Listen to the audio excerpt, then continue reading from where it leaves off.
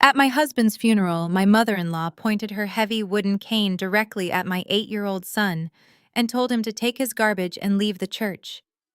She thought she was putting a broke, desperate widow in her place in front of half of Chicago's corporate elite.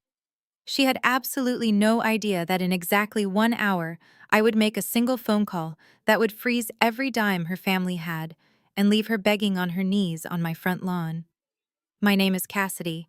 I am 33 years old, and this is the story of how I dismantled the people who tried to destroy my son. Before I continue this story, let me know where you are watching from in the comments below. Hit like and subscribe if you have ever had to stand up to toxic family members who underestimated your worth and your power. The air inside the massive cathedral in the wealthiest suburb of Chicago was thick with the scent of expensive white lilies and judgment.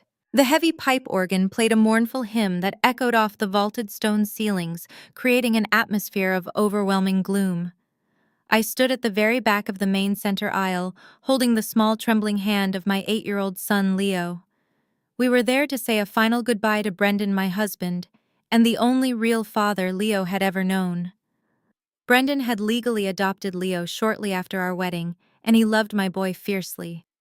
But to Brendan's arrogant family, Leo and I were nothing but low-class trash that had somehow blown in and infected their perfect, pristine bloodline. I wore a simple, sharp, black tailored suit, keeping my posture perfectly straight despite the crushing weight in my chest. I could practically feel the cold eyes of 200 wealthy attendees burning into my back. These were private equity executives, local politicians, and country club socialites. People who cared far more about the aesthetic appearance of grief than they ever cared about actual human loss. Taking a deep, slow breath, I squeezed Leo's hand gently to reassure him. I whispered a quiet word of comfort to him, and we began walking down the long burgundy carpet toward the very front row. That specific row was explicitly reserved by the church for the immediate family of the deceased. As we finally approached the polished oak pew, my mother-in-law, Patricia, deliberately stepped out into the center aisle. She was draped in custom black silk, wearing an elaborate veiled hat that undoubtedly cost more than a reliable used car. She planted the thick rubber tip of her cane firmly into the plush carpet, completely blocking our path forward. Her eyes, narrow, cold, and hard, locked aggressively onto mine. "You are not sitting here, Cassidy," she hissed, her voice dripping with pure, unfiltered venom. "This section is strictly for family. Real family. Not you, and certainly not that baggage you brought with you." I felt Leo's small hand tighten desperately around my fingers. He was young, but he was highly perceptive and smart enough to know exactly when he was being attacked. I forced my facial expression to remain completely blank, absolutely refusing to give this cruel woman the profound satisfaction of seeing me shed a single tear. "Patricia," I whispered, leaning in close so only she could hear my warning. "We are burying Brendan today. Please do not do this right here. Let us just sit down quietly and get through this mass for his sake." Patricia scoffed loudly, her lips curling upward into an incredibly cruel and ugly sneer. "Do not you dare tell me what to do at my own son's funeral," she snapped back sharply. Her voice was no longer a discreet whisper. She was intentionally raising her volume, throwing her voice so the people sitting nearby could hear every single word. Heads immediately began to turn in the crowded pews all around us.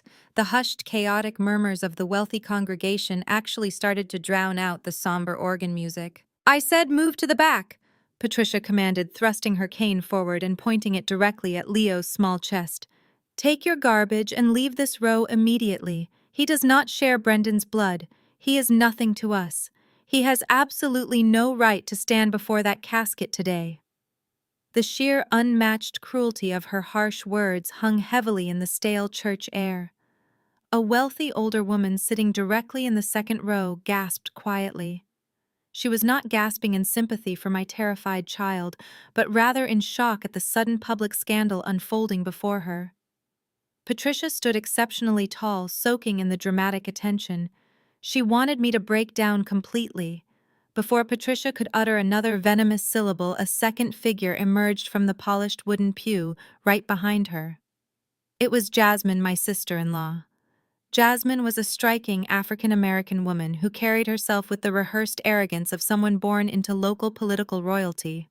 Her father was a highly influential city alderman, and she never let anyone in the family forget it.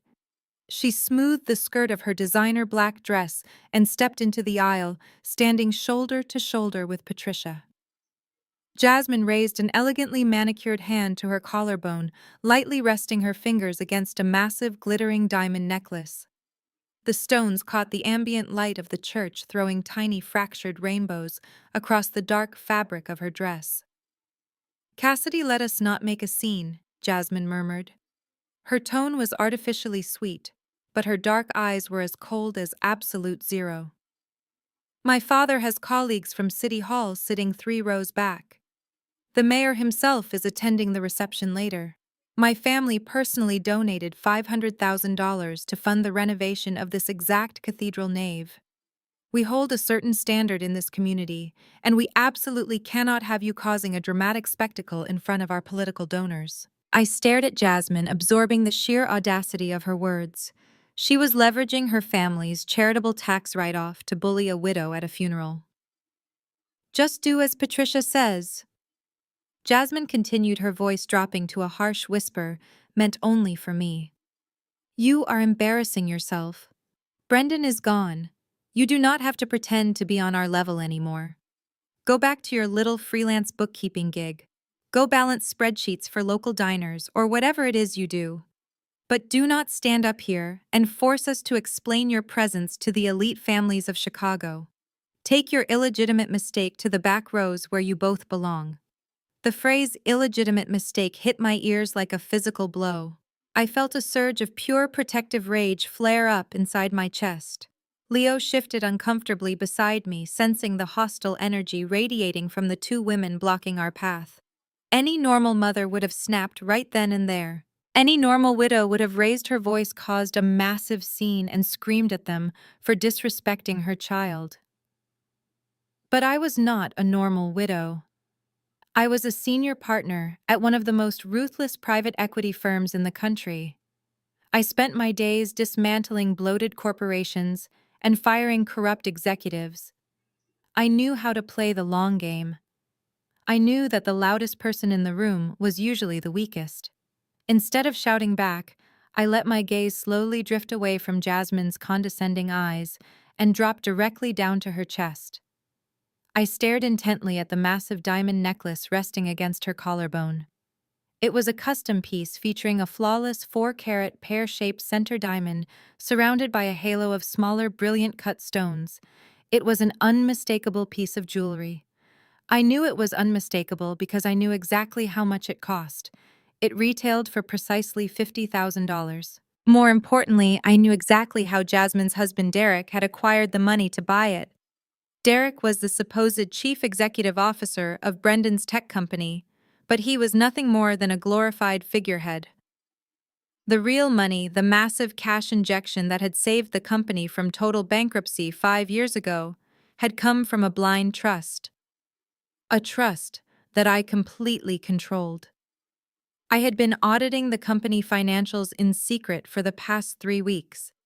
I had tracked every single stolen dollar, every fraudulent expense, and every embezzled corporate fund that Derek had desperately funneled out of the business to support Jasmine's lavish political lifestyle. That necklace was not a gift from a wealthy husband. It was a piece of stolen corporate property. A slow, creeping realization washed over me. These women truly believed I was nothing. They truly believed I was a struggling freelance bookkeeper who had lucked into a wealthy marriage. They had absolutely no idea that I held the keys to their entire financial existence. Looking at that stolen diamond necklace, I felt the burning rage in my chest instantly transform into cold, calculated ice. I did not cry or scream. Instead, a slow, knowing smile spread across my face. It was an icy, terrifying smile. Jasmine blinked, her confident expression faltering for a fraction of a second, as she tried to understand why the broke widow she just insulted was smiling at her. "Come, Leo," I said softly, my voice perfectly calm and completely steady. Let us find a quieter seat. We do not need this. Before Patricia could retort, or Jasmine could issue another veiled threat, the heavy wooden doors near the altar opened. Father Thomas, an elderly priest who had likely been compensated for his selective blindness, stepped out. He approached the microphone and cleared his throat with a loud cough vibrating through the massive speakers. The sound snapped the tension in the aisle like a dry twig. The wealthy congregation ceased their aggressive whispering and settled into their polished seats, pretending to be deeply pious.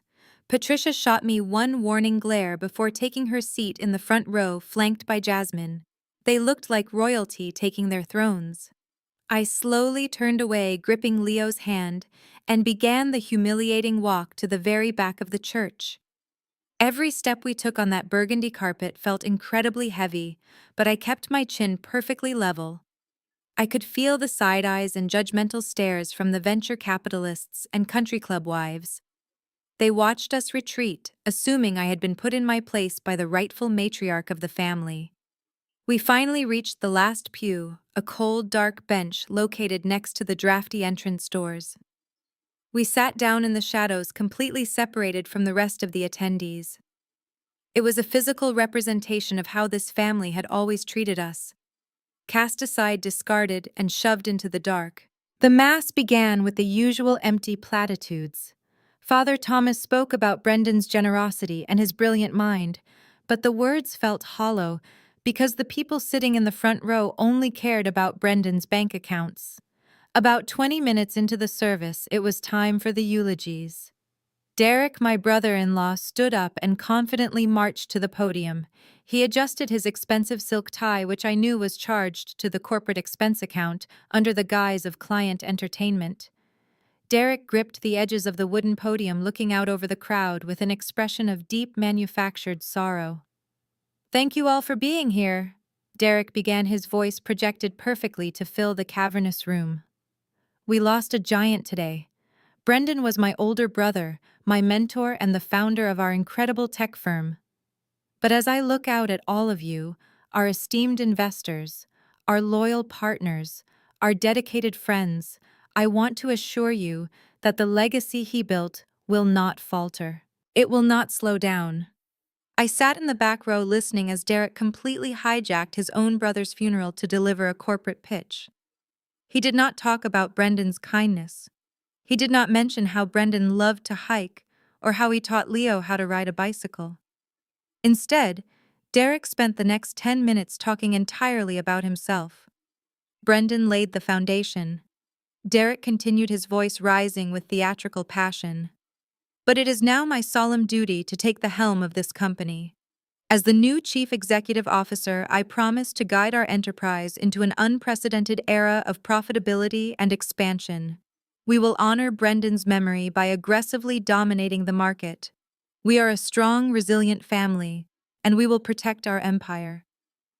He was practically giving an investor relations presentation while standing over a casket. The sheer narcissism was staggering. He was using the funeral to solidify his fake authority in front of the city's elite, desperately trying to secure his position before anyone could question his competence. Down in the front row, Patricia nodded along, proudly dabbing her dry eyes with a lace handkerchief. Jasmine looked around the room, making sure everyone was paying attention to her husband. Beside me, in the cold shadows of the back pew, I felt Leo begin to shake. The stress, the confusion, and the overwhelming cruelty of the day were finally catching up to him. He buried his small face into my side and began to cry softly, his little shoulders trembling with quiet sobs. He missed his dad, and he knew these people hated him. I wrapped my arm tightly around him, pulling him close against my ribs. I pressed my lips against the top of his head, smelling the faint scent of his child shampoo, mixed with the heavy incense of the church. "It is going to be okay, baby," I whispered directly into his ear. "I promise you, this is the very last time they will ever make you cry. I am going to fix all this. They are never going to look down on us again." I meant every single word. I glanced down at my purse where my encrypted phone was resting. The hour was quickly approaching. Let Derek enjoy his fleeting moment at the podium. Let him feel powerful, because soon he would have absolutely nothing. The agonizing service eventually bled into the bleak reality of the cemetery. The bitter Chicago wind whipped across the manicured grounds as Brendan's casket was slowly lowered into the freezing earth. I stood a respectful distance away, shielding Leo from the biting cold, and the venomous glares of the relatives gathered around the grave. Once the final prayers were muttered, the crowd began to disperse, retreating to their heated luxury vehicles. I tightened my grip on Leo's hand, turning toward the modest gravel path that led to my parked SUV. I just wanted to get my son out of the freezing wind and away from these vultures. But we never made it to my car. As I guided Leo around a massive stone monument, a hulking man in a tight black suit suddenly stepped directly into our path. It was Derek's personal driver, a man hired entirely for his intimidating physical presence, rather than his driving skills. He crossed his thick arms, completely blocking the narrow walkway. I tried to sidestep him, but he shifted his weight, mirroring my movement. Before I could demand, he moved the heavy tinted window of an idling stretch limousine rolled down just a few feet away. Derek leaned out, resting his elbow on the doorframe with a sickeningly smug expression. "Get in, Cassidy," Derek ordered. His tone was not an invitation, it was a command. "We are having a private family meeting before the reception." I looked at the massive driver and then down at my shivering son. I knew Derek was pathetic enough to cause a physical scene right here in the cemetery dirt. I was not going to let Leo witness a physical altercation on the day we buried his father. I swallowed my pride, kept my spine rigid, and guided Leo into the plush, darkened interior of the limousine. The heavy door slammed shut behind us, plunging us into an atmosphere thick with the smell of expensive leather and overpowering perfume. Patricia and Jasmine were already seated opposite us, sipping sparkling water from crystal tumblers. Derek slid into the seat next to his mother, unbuttoning his suit jacket with a theatrical sigh. The limousine lurched forward, gliding smoothly onto the main road. Nobody spoke for the first few minutes. The silence was heavy and deeply oppressive, designed entirely to make me feel small and trapped. Derek finally broke the silence by reaching into his designer leather briefcase. He pulled out a crisp, thick manila envelope and tossed it casually onto the empty seat beside me. It landed with a heavy, authoritative thud. "I suggest you read that very carefully," Cassidy Derek said, leaning back and crossing his legs. "My lawyers finalized the paperwork this morning. I did not reach for the envelope." "What is this, Derek?" I asked, keeping my voice dangerously flat. "It is the future," Derek smiled thinly. "Or rather, it is reality catching up to you." While going through Brendan's personal safe at the office, we discovered a different will. An older will. One that was properly notarized and legally binding, dated exactly 6 years ago. My mind raced instantly, connecting the dates. 6 years ago was exactly 1 year before Brendan legally adopted Leo. It was a time when Brendan and I were just starting our lives together, and before his company hit its massive financial crisis. According to this document, Derek continued, his voice dripping with triumphant satisfaction. Brendan left the entirety of his tech firm directly to me, his own flesh and blood, so I could properly manage the family legacy. Furthermore, the deed to the suburban mansion, the house you are currently squatting in, reverts entirely to our mother, Patricia. The estate belongs to the bloodline Cassidy, not to you, and certainly not to a child Brendan barely knew when this was drafted. Jasmine let out a soft, mocking laugh from the corner of the limo, adjusting her stolen diamond necklace. She looked at me as if I were a squashed bug on the plush carpet. "You see the problem here?" Patricia chimed in, leaning forward and resting both hands heavily on the head of her cane.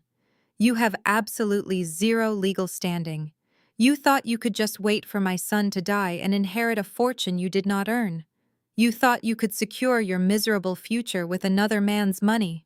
But Brendan was smarter than you. He protected his real family." Patricia leaned even closer, her eyes burning with pure malicious hatred. The reception is at the house today, because it is my house now. You and that boy will attend the gathering, keep your mouths shut, and serve the guests as you should. Once the last investor leaves my property, you have exactly 24 hours to pack your cheap clothes and get out. Take your kid and go back to whatever slum you crawled out of. I stared at the manila envelope resting on the leather seat. I did not argue. I did not scream about forgery or demand to call a lawyer. I simply reached out, picked up the envelope, and placed it neatly into my purse, next to my encrypted phone. 24 hours, I repeated softly, looking directly into Patricia's eyes. Understood. They all smiled, believing they had just crushed me completely. They believed the war was over before it even started. But as the limousine pulled up to the massive iron gates of my $4 million estate, I knew the truth. They had just handed me the shovel they were going to use to dig their own graves. The heavy iron gates of the estate swung open, welcoming the sleek stretch limousine onto the pristine circular driveway. Dozens of luxury sedans and high-end SUVs were already parked along the manicured lawn. The post-funeral reception was fully underway, and the wealthy elite of Chicago had wasted absolutely no time invading my home. As soon as the driver opened the limo door, Patricia stepped out and immediately transformed into the grand matriarch of the manor. She straightened her posture, plastered on a brave, grieving smile, and began greeting the arriving venture capitalists and local politicians as if she held the deed to the property in her own two hands. Derek and Jasmine followed closely behind her, eager to soak up the residual power and influence mingling in the crisp afternoon air. I stepped out last, holding Leo's hand tightly. Before I could even guide my son toward the front door, Patricia turned sharply and snapped her fingers at me. She pointed her heavy wooden cane toward the coat check area near the grand foyer. "Make yourself useful, Cassidy." Patricia barked, her voice carrying over the chatter of several nearby guests. "Take the coats from the alderman and his wife. Then go to the kitchen and make sure the hired catering staff is actually doing their jobs. We are paying them a fortune, and I will not have you standing around looking pathetic while my guests go hungry." She was intentionally treating me like the hired help in front of the very people Derek needed to impress. I looked at the heavy winter coats being shoved in my direction.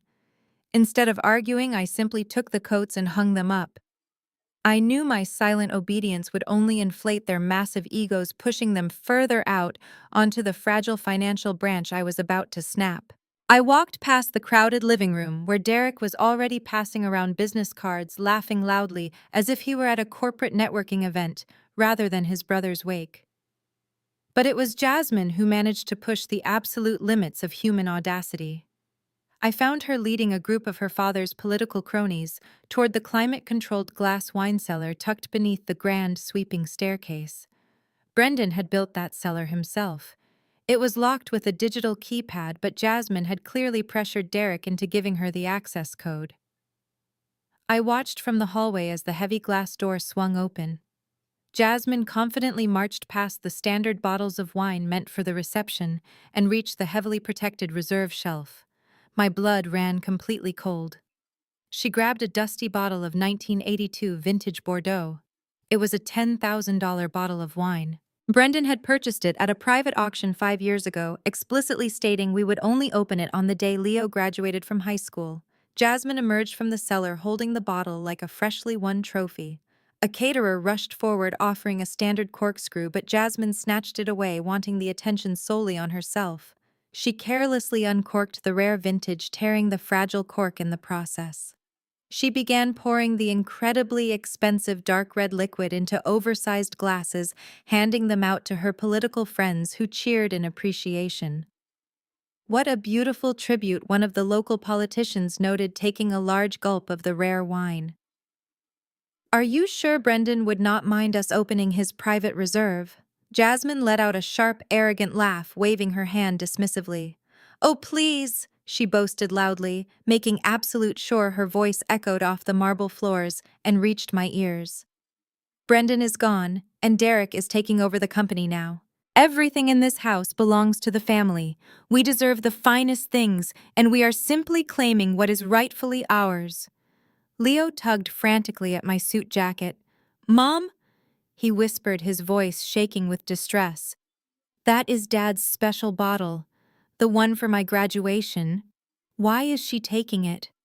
I knelt down gently, gripping both of Leo's shoulders. I looked directly into his tear-filled eyes. Do not worry about the wine, sweetie, I said softly, my voice remaining perfectly calm despite the inferno of rage burning inside my chest.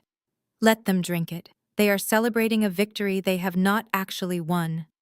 I stood back up and took his hand. I did not confront Jasmine. I did not scream at Patricia, who was now barking orders at the catering manager. I simply turned my back on the sickening display of greed and entitlement. I guided Leo past the crowded foyer and walked straight up the grand staircase. Patricia yelled my name, demanding I fetch more cocktail napkins, but I completely ignored her. I walked down the long carpeted hallway and stepped into the sprawling master suite.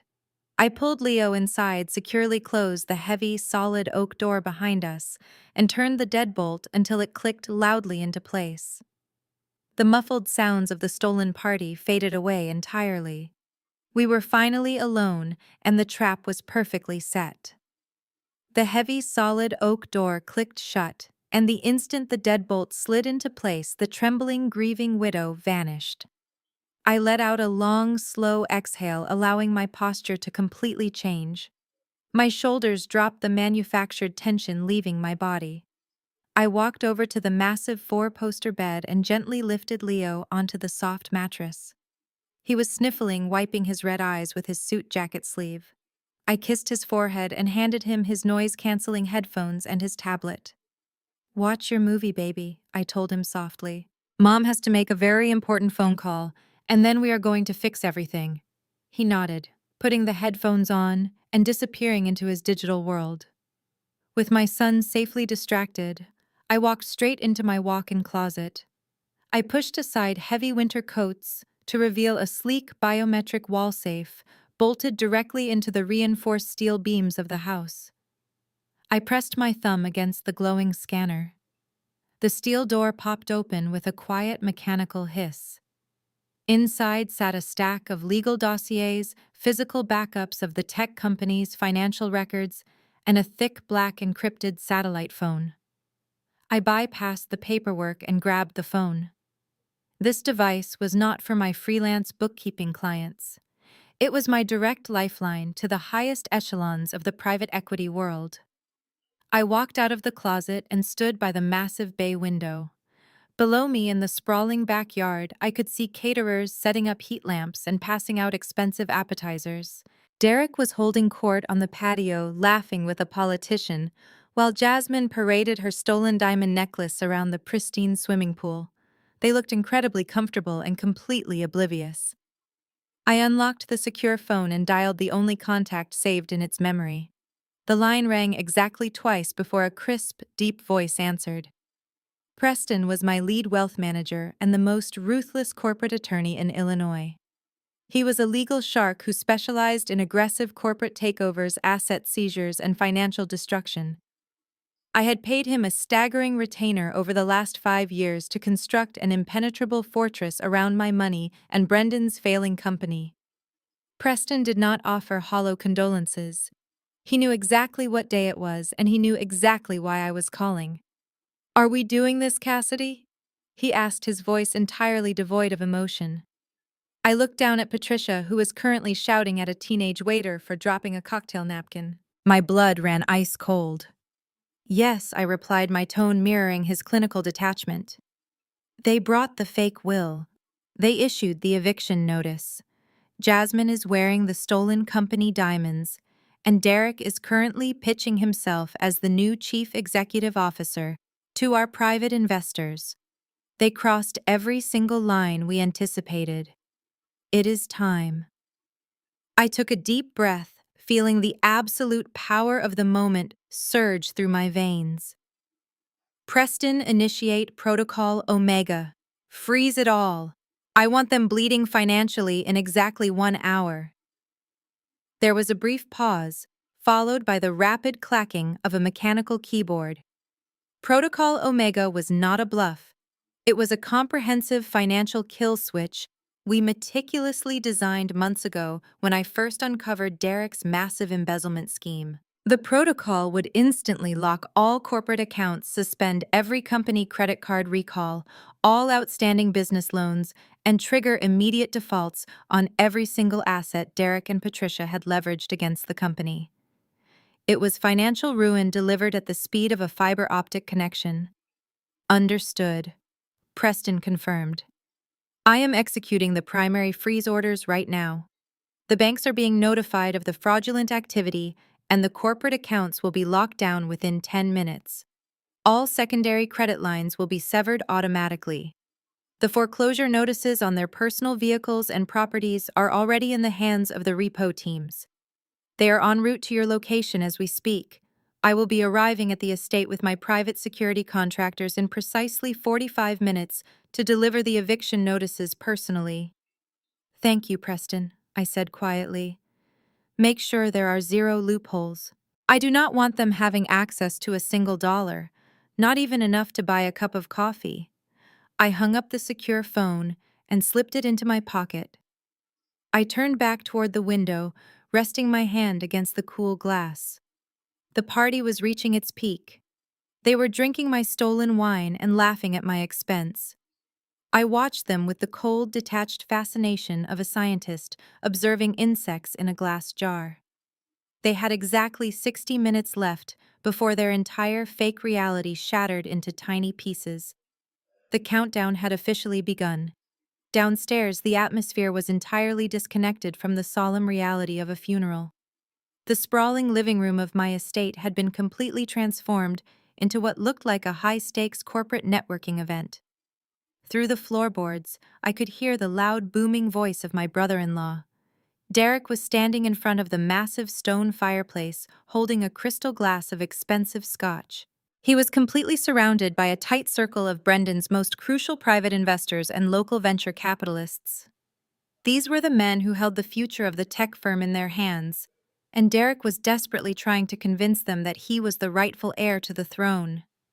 I stepped away from the bedroom window and walked over to the cracked door, listening carefully to the echoing conversation rising from the grand foyer. Derek was putting on the performance of a lifetime. He puffed out his chest and gestured grandly with his free hand. Brendan was a visionary. There is no denying that Derek lied smoothly, taking a slow sip of his scotch. But his approach was far too conservative. He was afraid of aggressive expansion. As the new chief executive officer, I am completely restructuring our quarterly targets. We are going to trim the dead weight and push into international markets by the fourth quarter. You boys are going to see returns like never before. I guarantee it. The investors murmured politely, nodding along while sipping their drinks. They were wealthy, practical men who cared only about their profit margins. As long as the company stock remained stable, they did not care who occupied the corner office. Derek soaked in their quiet approval, his ego expanding to fill the massive room. He genuinely believed his own delusions. He actually thought wearing a tailored suit and reciting business buzzwords made him a competent executive. A few feet away, Jasmine was playing the perfect political wife. She was weaving through the crowd of elite guests, laughing too loudly and strategically tilting her neck so the stolen $50,000 diamond necklace caught the light of the crystal chandeliers. She was ensuring every single person in the room knew exactly how rich and powerful her family supposedly was. Patricia was busy terrorizing the waitstaff, snapping her fingers and demanding they refill the champagne flutes faster. The entire family was drunk on stolen power, completely unaware that the financial ground beneath their feet had already turned to quicksand. As Derek continued to pitch his imaginary corporate strategies to the group of investors, the head catering manager approached him. The manager was a tall, sharply dressed man who looked increasingly stressed. He carried a sleek black leather portfolio under his arm. He politely cleared his throat, waiting for a break in Derek's monologue. "Excuse me, sir," the catering manager interrupted softly, leaning in so as not to disturb the wealthy guests. I apologize for the interruption during such a difficult day, but per our contract, we require the final payment for the reception services before my staff begins the cleanup process, especially considering the addition of the reserve wine and the premium seafood stations your mother requested an hour ago. Derek stopped his pitch and turned to the manager. He looked slightly annoyed by the interruption, but then a smug smile spread across his face. He saw this as the perfect opportunity to prove his financial dominance in front of the key investors. Of course, Derek said loudly, making sure the venture capitalists were watching. We spare absolutely no expense for my brother. He deserves a send-off fit for a king, and the company always takes care of its own. What is the final damage for today? The catering manager opened the leather portfolio and handed Derek a beautifully printed invoice. With the extra staffing, the imported lobster tails, and the vintage wine your family opened, the final total comes to exactly $15,400, sir. Derek did not even flinch. He did not blink at the staggering price tag because he had absolutely no concept of the value of money. He had never earned a single dollar of it himself. He reached inside his tailored suit jacket with a dramatic flourish and pulled out a sleek, heavy metal card. It was the black corporate Amex, the ultimate symbol of executive power and unlimited financial resources, a card that belonged strictly to my private equity firm. Derek placed the heavy black card directly onto the manager's leather portfolio, tapping it twice with his index finger. "Run it," Derek commanded confidently, his voice dripping with arrogant authority. "Add a 20% gratuity for your staff. We appreciate the hard work today." The manager bowed his head slightly. "Thank you, sir. I will process this immediately and bring you the receipt." Derek turned back to the investors, raising his glass of scotch with a triumphant smirk. "As I was saying, gentlemen, the future of our company is brighter than ever." The manager pulled a sleek black mobile terminal from his portfolio and smoothly inserted the heavy metal card. Derek did not even bother watching. He just took another sip of his scotch. He was entirely focused on maintaining eye contact with a senior partner from a major venture capital firm. A sharp, high-pitched electronic beep pierced the sophisticated murmur of the room. The terminal screen flashed a bright, angry red. The manager frowned slightly and tapped the screen, clearing the error message. He tried inserting the card a second time. The same harsh beep echoed instantly, followed by the word "declined" displayed in bold letters. The manager cleared his throat gently, stepping closer to Derek. "I am terribly sorry, sir." The manager whispered, his tone perfectly polite, but carrying a hint of genuine confusion. "It appears the transaction was declined by the issuer." Derek stopped mid-sentence, his triumphant smirk faltering for a fraction of a second. He looked down at the terminal and then glared at the manager. "That is impossible," Derek scoffed, waving his hand dismissively. "It is a corporate black card. There is no preset spending limit on that account. Your machine must be experiencing a network error. Run it again or input the numbers manually." "I have already tried twice, sir," the manager replied, his voice remaining steady. "The bank is returning a specific code indicating the account has been completely frozen." Derek let out a loud, dramatic sigh, rolling his eyes as if he were dealing with an incompetent child. He reached into his leather wallet again, pulling out a silver corporate Visa card. This was the secondary expense account used for travel and vendor payments. "Fine," Derek snapped, tossing the silver card onto the terminal. "Just use the backup account. And get your hardware checked tomorrow. You are embarrassing yourself in front of my guests." The manager stayed silent, entirely unfazed by Derek's arrogant attitude. He picked up the silver card and swiped it through the magnetic reader. The machine processed for 3 excruciatingly long seconds before letting out that same sharp, high-pitched beep. "Declined." The manager looked at the screen and then looked directly into Derek's eyes. His polite customer service facade began to slip, revealing the stern expression of a business owner who recognized a bad debt. "Sir, this card is also coming back as completely frozen," the manager stated loudly. He intentionally did not whisper this time. His voice carried across the marble foyer, easily reaching the ears of the wealthy investors standing right next to Derek. The conversation in the immediate circle completely died. The venture capitalists lowered their drinks, looking back and forth between Derek and the disgruntled caterer.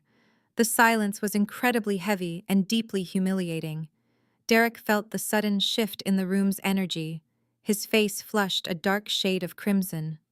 "Listen to me, you idiot," Derek hissed, leaning forward aggressively. "My brother literally just died. The bank must have flagged his social security number and put a temporary freeze on the primary accounts. It is a standard security protocol when a founder passes away.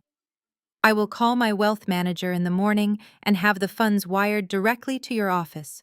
Now pack up your equipment and leave my house before I ruin your catering business permanently." The manager did not flinch. He stood his ground, crossing his arms over his chest. "I am very sorry for your loss, sir," the manager replied, his voice ringing out clearly over the hushed crowd. "But we provided $15,000 worth of premium services today. We brought in extra staff. We cracked open rare vintage wine at your mother's explicit request. My contract explicitly states that all services must be paid in full upon completion of the event. I cannot pay my waitstaff with your promises, and I certainly do not care about your banking errors." Derek completely lost his temper. His false executive persona shattered instantly, revealing the volatile, insecure man underneath. "Are you deaf?" Derek shouted, slamming his scotch glass down onto a nearby side table so hard the crystal nearly shattered.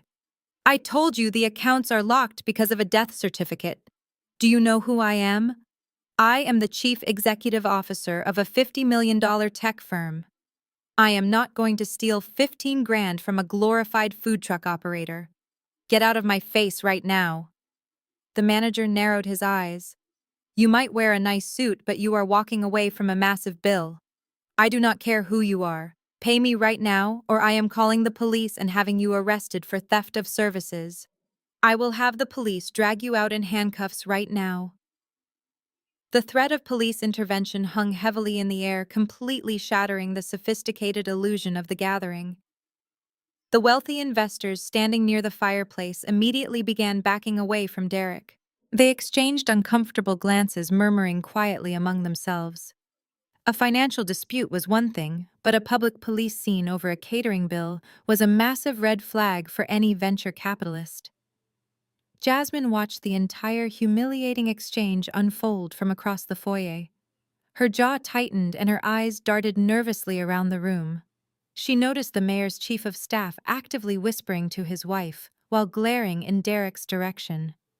Jasmine's entire identity relied heavily on projecting absolute perfection, and Derek was currently destroying her carefully curated political image.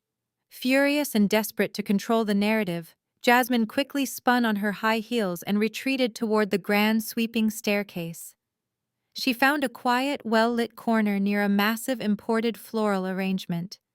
She took a deep breath, forcefully blinked her eyes until genuine tears began to form, and pulled her expensive smartphone from her designer clutch. She tapped the screen a few times and went live on her Instagram account.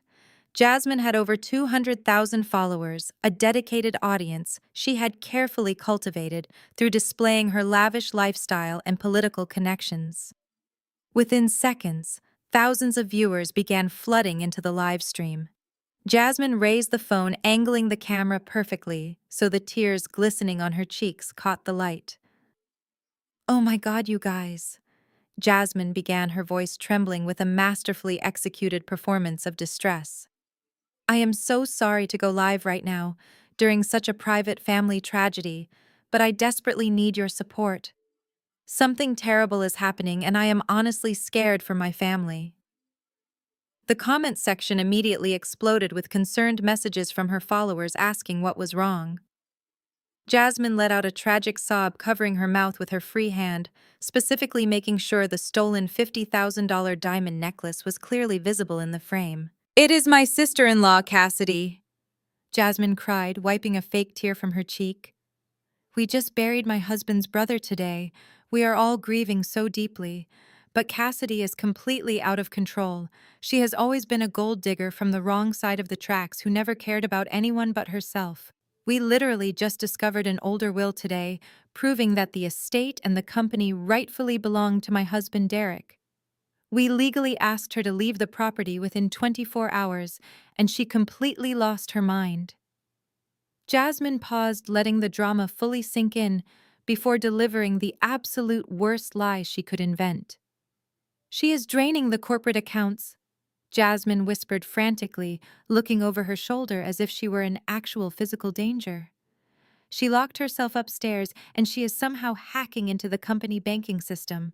She just froze my husband's executive credit cards right in front of our investors. We cannot even pay the catering staff who prepared the funeral food. She is trying to steal everything before she gets legally evicted. Please, you guys, she is a dangerous scam artist. Her name is Cassidy. She works as a shady freelance bookkeeper, and she is currently destroying my family on the worst day of our lives." The impact was entirely instantaneous. The digital mob mobilized with terrifying speed. Up in the master bedroom where I was quietly reviewing the execution logs of Protocol Omega, my secure phone suddenly buzzed. Then it buzzed again. Within 5 seconds, it was vibrating relentlessly across the nightstand. I picked it up and saw an absolute avalanche of notifications flooding my screen. Jasmine's loyal followers had immediately tracked down my old personal social media accounts I had not actively used in over 4 years. Suddenly, thousands of vicious comments and direct messages began pouring in. They called me a thief, a parasite, and a pathetic gold digger. They threatened to report my bookkeeping business to the state licensing board. They posted pictures of my old modest apartment claiming I was going to be sent back to the slums. A few fanatic followers even managed to find the address of my child's elementary school, threatening to show up and protest. They called my innocent son a fake heir used to trap a wealthy man. I sat on the edge of the bed, staring at the endless stream of digital hatred scrolling rapidly across my screen. Jasmine thought she was being incredibly clever. She thought she could weaponize her digital audience to bully me into submission and publicly humiliate me into handing over the keys to the kingdom. She believed she was controlling the narrative and positioning herself as the innocent victim of a greedy widow. I did not panic. I did not try to defend myself online or delete my social media accounts. I simply locked my phone screen and tossed it back onto the bed. Her pathetic online smear campaign meant absolutely nothing to me because social media outrage could not pay off a foreclosed mortgage. Jasmine was busy crying for her internet fans, completely unaware that the real world was about to crash through the front door. Piercing air horns shattered the elegant afternoon. The string quartet Patricia hired abruptly stopped playing. A sudden mechanical roar of massive diesel engines echoed from the pristine circular driveway. Investors abandoned their champagne flutes, crowding around the towering windows. I stood silently at the top of the staircase, looking down. Through the glass panes, guests watched in bewilderment as two enormous tow trucks breached the private iron gates. Their bright yellow hazard lights painted the manicured lawns in harsh flashing strokes, illuminating shocked faces.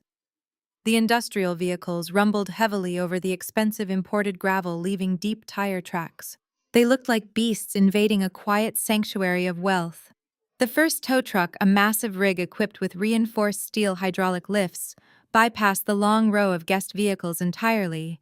It aggressively backed up, pivoting with practiced precision until its rear was perfectly aligned with Derek's absolute pride and joy. It was a custom matte black Porsche 911. Derek had bought it just 6 months ago, explicitly using corporate funds under the guise of an executive transportation lease. He spent his weekends polishing it and bragging about its superior horsepower to anyone who would listen. Derek was standing near the fireplace when the loud mechanical whir of the hydraulic lift engaged. He looked out the massive front window and his face instantly drained of all color. His arrogant executive posture evaporated entirely, replaced by sheer unadulterated panic. "That is my car!" Derek yelled, his voice cracking as he shoved his way violently past a group of startled older investors. "Move out of the way right now." He practically sprinted across the polished marble foyer, nearly slipping in his expensive leather dress shoes. He threw open the heavy mahogany front doors with such violent force that the solid brass handles slammed loudly against the interior walls, cracking the custom plaster. The freezing Chicago wind whipped violently through the grand entryway, but Derek did not care. He charged down the front stone steps, completely abandoning any remaining pretense of professional behavior. "Hey!" Derek screamed, his voice echoing wildly across the sprawling estate. "Hey! Get away from my car, you absolute moron! What do you think you are doing?" The tow truck operator, a large, burly man wearing a stained, high-visibility vest, completely ignored Derek's frantic shouting. The operator calmly pulled a thick metal lever, and the heavy steel hook slid seamlessly underneath the front axle of the extremely expensive sports car. The loud grinding noise of thick metal securing against metal echoed loudly in the crisp afternoon air, signaling the end of Derek's joyride. Derek reached the driveway, panting heavily. His face flushed bright red with uncontrollable rage and embarrassment. He was still tightly gripping his crystal glass of expensive scotch. Without a single second of rational hesitation, Derek hurled the heavy glass directly at the tow truck driver. The thick crystal shattered violently against the reinforced steel door of the heavy rig, sending sharp shards of glass and expensive amber liquid flying across the cold pavement. "Are you completely stupid?" Derek roared, stepping aggressively toward the driver, waving his arms wildly like a madman. "I am going to have you fired today. I am going to sue your entire garbage company into total bankruptcy. Drop the car right now. Do you have any idea who I am?" The tow truck operator did not flinch. He did not yell back or match Derek's chaotic, frantic energy. He had clearly dealt with fake millionaires throwing childish temper tantrums in wealthy suburbs before. The operator calmly wiped a splash of sticky scotch off his reflective safety vest, reached casually into the front cab of his truck and pulled out a thick metal clipboard. He stepped down from the running board and walked directly up to Derek, bridging the physical gap between them. The operator did not say a single word at first. He simply ripped a brightly colored piece of carbon paper from the heavy clipboard and pressed it firmly into Derek's trembling chest. Derek instinctively grabbed the crinkled paper, looking down at the bold black letters printed sharply across the top. It was a formal notice of immediate repossession and severe financial default.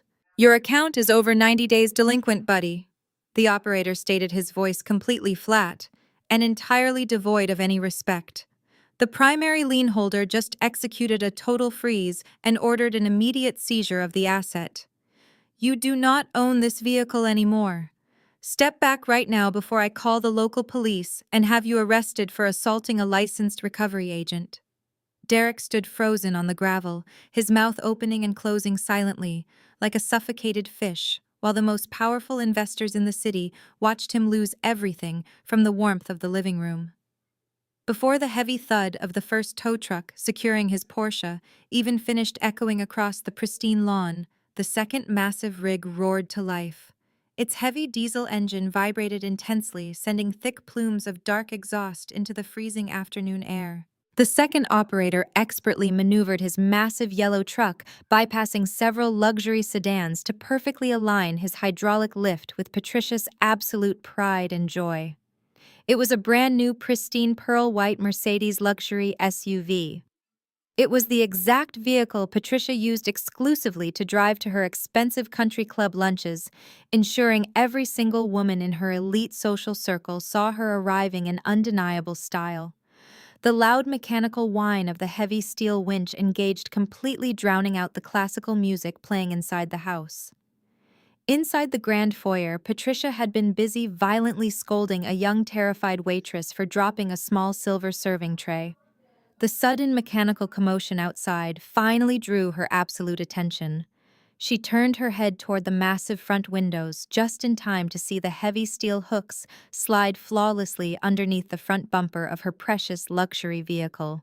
Her eyes widened to an unnatural size, and she dropped her expensive crystal champagne flute directly onto the imported marble floor. The delicate glass shattered instantly, but she did not even blink. She let out a loud, guttural shriek that sounded absolutely nothing like a refined, wealthy matriarch. "Stop exactly what you are doing," she screamed, her voice cracking violently as she frantically hiked up her heavy custom black silk skirt. "No, you stop that right now!"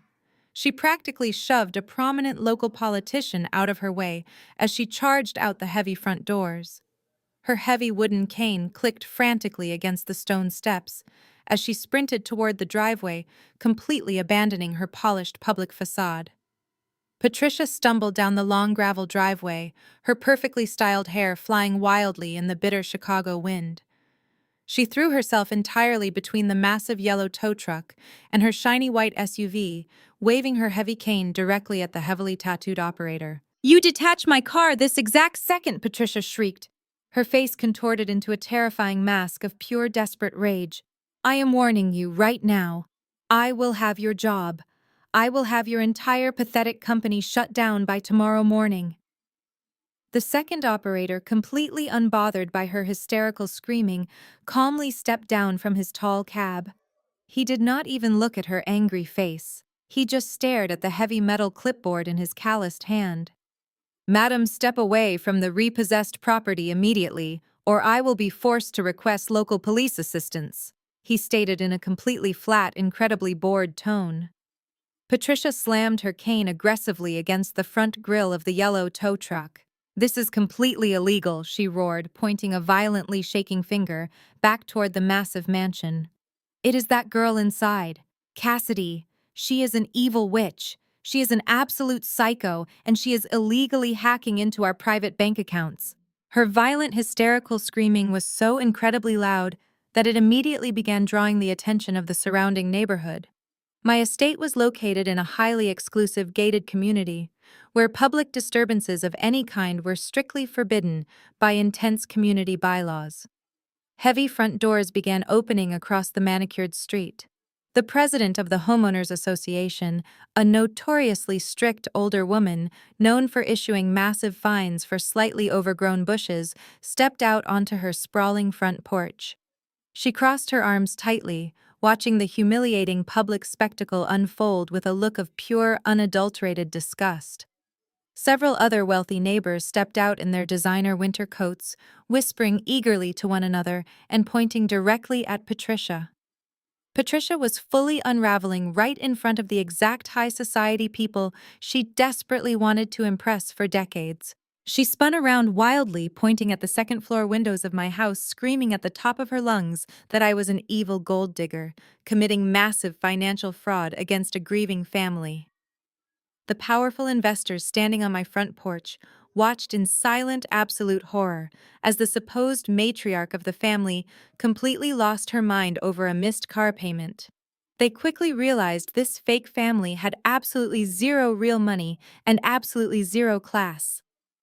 Patricia was cementing her own ultimate social destruction with every single crazy word she loudly screamed into the painfully freezing winter air, ensuring that no one would ever truly respect her again in this town. While Patricia continued her humiliating meltdown on the freezing front lawn, I finally unlocked the heavy oak door of the master bedroom. I had shed my black morning dress entirely. In its place, I wore a sharp-tailored charcoal power suit. It was the exact suit I wore when I walked into corporate boardrooms to dismantle failing companies. I gripped the thick manila folder containing their forged will and my verified financial records tightly in my right hand. I stepped out into the long carpeted hallway and began my descent down the grand sweeping staircase. The heavy rhythmic click of my expensive heels against the polished hardwood steps echoed loudly, cutting through the chaotic murmurs of the crowded foyer. The wealthy investors and local politicians who were previously glued to the massive front windows slowly turned around. They looked away from the ridiculous circus outside and focused entirely on me. The contrast could not have been more striking. Outside, their supposed chief executive officer and the grand matriarch of the family were screaming wildly at blue-collar workers over repossessed luxury vehicles. Inside, I stood completely calm, perfectly composed, and radiating absolute authority. I reached the bottom landing of the staircase just as the heavy mahogany front doors burst open violently. A massive gust of bitter winter wind rushed into the warm foyer, blowing out several expensive decorative candles. Patricia stormed back inside her custom black silk dress, covered in small specks of dirt and freezing slush from the driveway. Her elaborate veiled hat sat crookedly on her head, making her look entirely unhinged. She was panting heavily, leaning hard on her wooden cane as her wild eyes scanned the room. The second she spotted me standing calmly at the base of the stairs, her face twisted into a mask of pure, unfiltered hatred.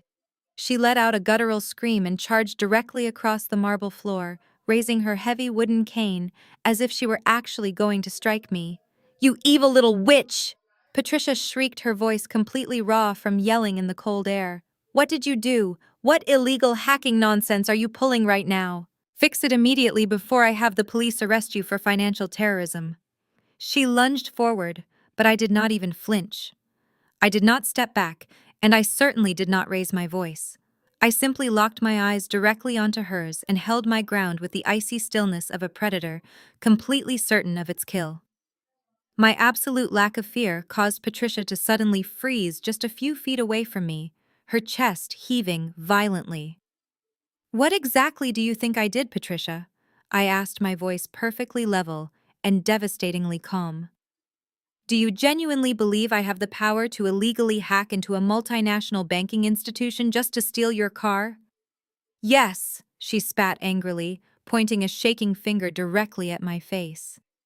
"You froze my accounts. You called that tow truck. You are trying to ruin my life because my son finally put you in your place." I let out a soft, chilling laugh that echoed loudly in the dead silent foyer. The venture capitalist and local politicians leaned in closer, completely captivated by the unfolding drama. I slowly opened the manila folder I was holding and pulled out a single crisp sheet of paper.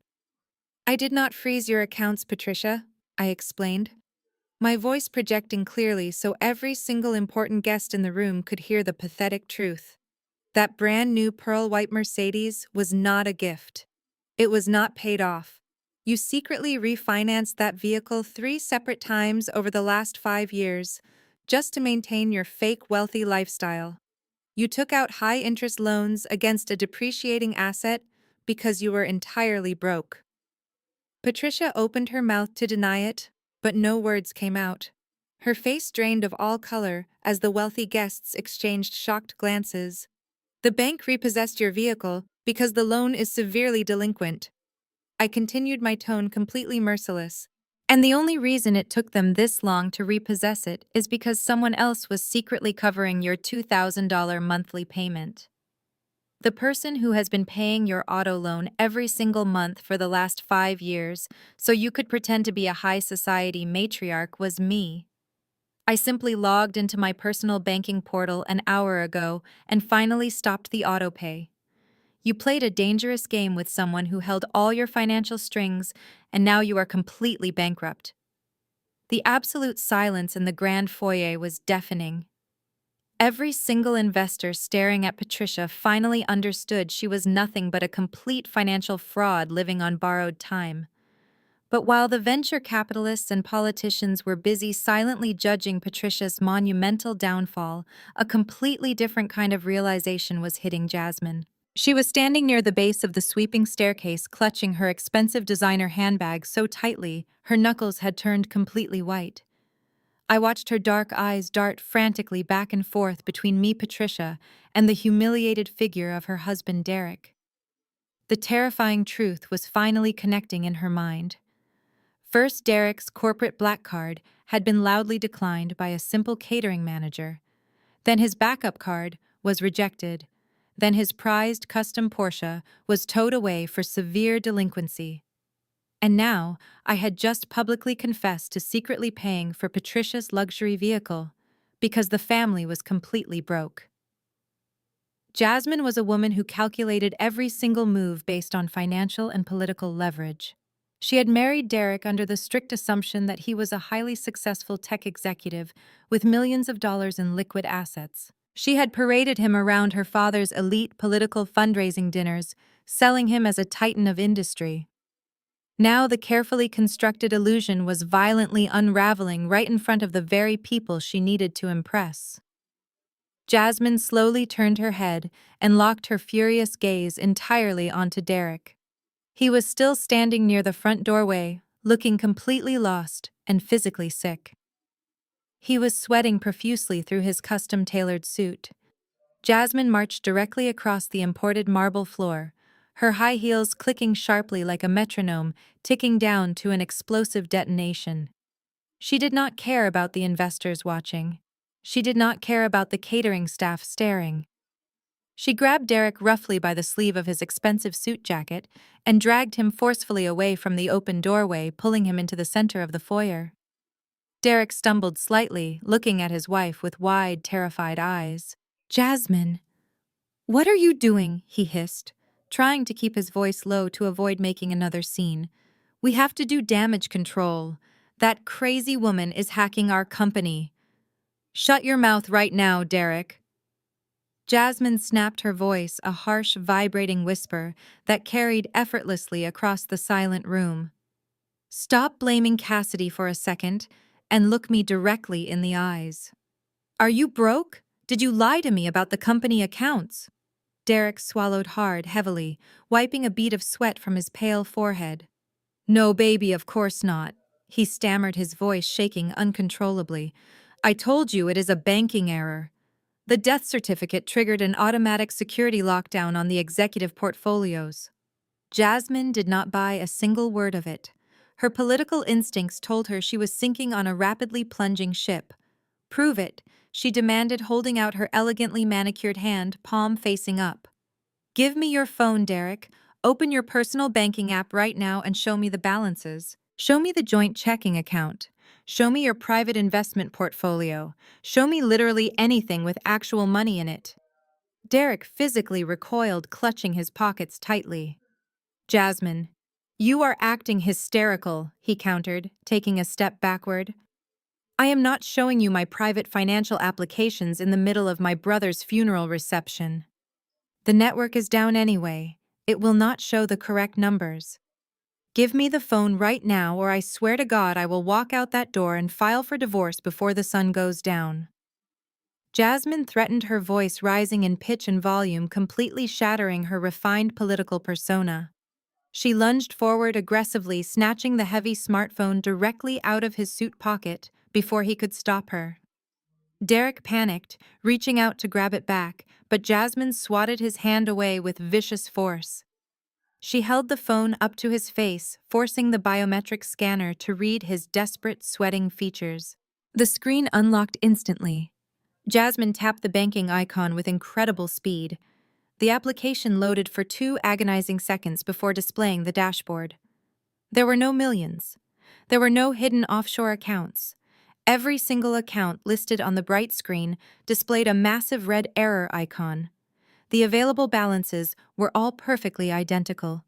$0, account frozen, severe default status. The joint account she used to buy designer clothes was overdrawn by thousands. Jasmine's mouth fell open in absolute horror. She stared at the screen and then looked up at the man she had proudly introduced to the mayor of Chicago. "You absolute pathetic liar," she erupted, her voice echoing off the high ceiling. "You do not have a dime. You never had a dime. My father introduced you to state senators. My family tied our flawless political reputation to a broke fraud. You let me brag about your imaginary wealth while you were apparently living on handouts from your sister-in-law." Derek tried to reach for her, pleading softly, but Jasmine shoved him hard in the chest, pushing him backward. "Do not you dare touch me. You broke failure," Jasmine screamed, tears of pure rage streaming down her face. She turned around wildly, looking at the shocked investors, the judgmental politicians, and the smirking catering manager. Her perfect elite world was completely destroyed, and she knew the political fallout for her family would be absolutely catastrophic. The Civil War had officially begun, and Derek was entirely defenseless. Jasmine stepped back from her husband, as if his sudden poverty was a highly contagious disease. She frantically smoothed down the front of her designer dress, attempting to physically rebuild her shattered political armor. The elite guests in the room were murmuring loudly, completely abandoning any pretense of attending a respectful funeral. Jasmine knew she had mere seconds to distance herself from this spectacular financial train wreck before her father's political rivals used this exact moment to destroy her family at the polls. She turned her back on Derek, entirely leaving him sweating and trembling in the center of the foyer. She locked her furious dark eyes onto me, standing calmly at the base of the sweeping staircase. Jasmine took 3 confident steps forward, pointing a perfectly manicured acrylic nail directly at my chest. "Listen to me very carefully," Cassidy, Jasmine announced, her voice ringing out with practiced theatrical authority. "You might have managed to pull off some pathetic cyber trick to temporarily freeze my husband's accounts, but you have made a massive miscalculation. You forgot exactly who you are dealing with. I am not some desperate country club housewife you can easily intimidate. My father is an alderman. My family employs an entire floor of the most ruthless defense attorneys in Chicago." I stood my ground, holding the manila folder loosely at my side. I did not interrupt her desperate monologue. I let her continue to dig her own political grave in front of the most influential venture capitalists in the city. "I am leaving this pathetic house right now," Jasmine declared loudly, making sure the mayor's chief of staff heard every single syllable. "I am driving straight to my father's estate, and I am filing a formal police report against you for massive financial fraud. You illegally locked corporate executive accounts. That is a federal crime, Cassidy. By tomorrow morning, my lawyers will have you dragged out of this cheap suburb in handcuffs. I am going to completely crush you and your little bookkeeping business. I will make sure you spend the next 10 years rotting in a federal prison while Derek reclaims his rightful company. You will never see your child again once the state gets involved." She paused, breathing heavily, expecting me to break down crying or beg for her political mercy. Instead, the grand foyer descended into complete silence.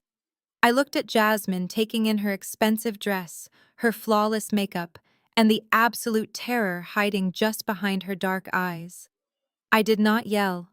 I did not panic. I simply let out a low, chilling laugh that echoed off the high ceiling. It was the laugh of a predator watching its prey willingly walk into a steel trap. "Are you completely sure you want to call the authorities, Jasmine?" I asked, my voice dangerously soft, but carrying perfectly across the silent marble floor.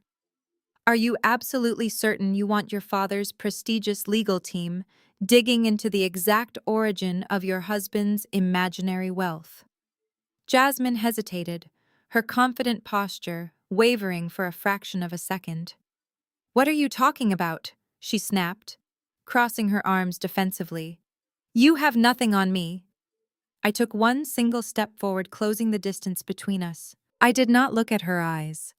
I lowered my gaze directly to the heavy, glittering piece of jewelry resting against her collarbone. "I am talking about your jewelry, Jasmine," I replied, my tone sharp and clinical. "You might want to carefully check the actual receipts on that massive diamond necklace you are currently wearing before you dial 911. Jasmine instinctively raised her hand, clutching the $50,000 pear-shaped diamond as if it were suddenly burning her skin. "Derek did not buy that necklace with his executive salary," I explained loudly, ensuring every single private investor heard the brutal truth. "Because Derek does not actually have an executive salary. He is a low-level employee who has been systematically embezzling tens of thousands of dollars from the corporate accounts for the past 3 years. He bought that exact necklace using stolen corporate funds. Funds that belong exclusively to the investors standing in this very room." A collective gasp rippled through the crowd of venture capitalists. The men who had been nodding along to Derek's business pitch just 10 minutes ago now stared at Jasmine with pure legal hostility. They realized their investments were physically hanging around her neck. "So please," I continued, gesturing casually toward the front door. "Call the police. Call your father's lawyers. Bring the media. But when the detectives arrive, you better have a spectacular political spin ready. Because when you leave wearing that property, I am pressing full criminal charges." Jasmine froze entirely. She could not speak. She looked back at me completely terrified. The absolute reality of federal prison time and the complete destruction of her father's political career finally silenced her. Before she could muster a single pathetic excuse, a heavy, low hum of a powerful engine vibrated through the grand foyer. The remaining guests turned their attention back to the massive front windows, eager for any distraction from the intense hostage situation playing out before them. A sleek, completely black Cadillac Escalade with heavily tinted windows rolled smoothly through the open iron gates. It completely ignored the chaos of the massive yellow tow trucks and the yelling neighbors gliding effortlessly up the circular gravel driveway.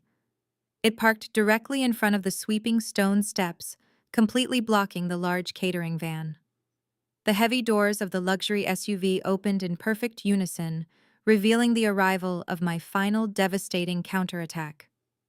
Preston stepped out into the freezing, bitter Chicago wind. My lead wealth manager looked exactly like a corporate Grim Reaper. He wore a perfectly tailored midnight blue suit and carried a sleek titanium briefcase. He did not look at the shattered crystal on the driveway or the screaming HOA president. He was a man who traded in absolute power, and he was flanked by its physical manifestation. Two massive private security contractors stepped out of the Escalade right behind him. They were built like armored tanks wearing black tactical gear with visible communication earpieces and heavy-duty utility belts. They did not carry standard security badges.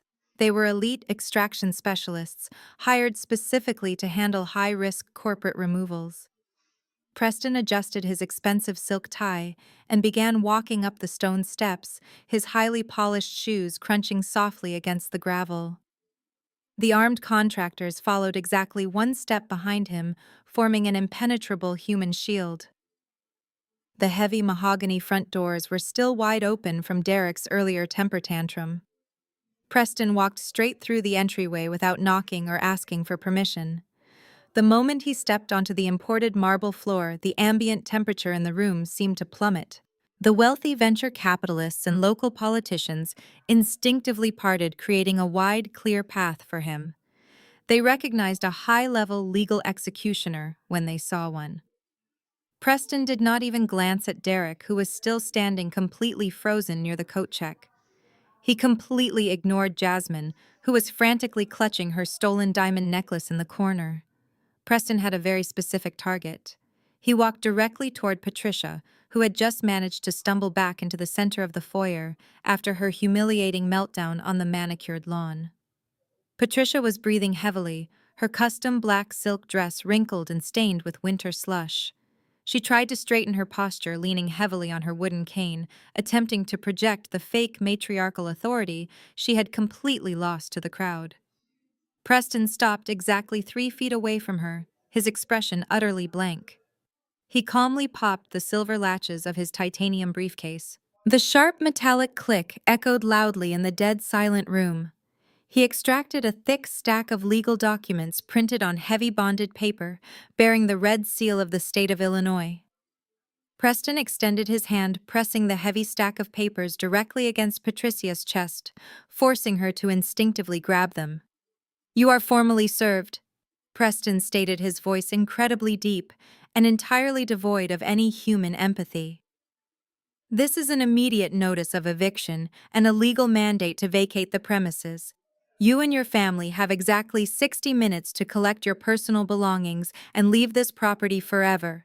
If you do not comply, my security team will physically remove you." Patricia stared down at the bold black letters printed across the top page. For a moment, pure shock registered on her face.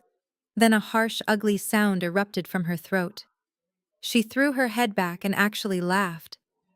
It was a chaotic, desperate laugh that bounced off the high ceiling. She violently shoved the eviction notice back at Preston, letting the heavy papers fall completely to the marble floor.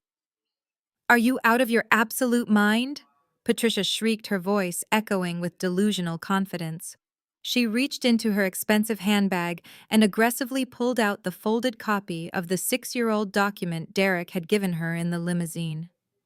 She shoved the crinkled paper directly into Preston's perfectly calm face. "This house belongs to my son," she roared, pointing wildly at the document. "Brendan left this entire estate to his real family. You cannot evict me from my own property. Read the will, you absolute idiot. Read the legally binding will right now before I have these armed thugs arrested for trespassing."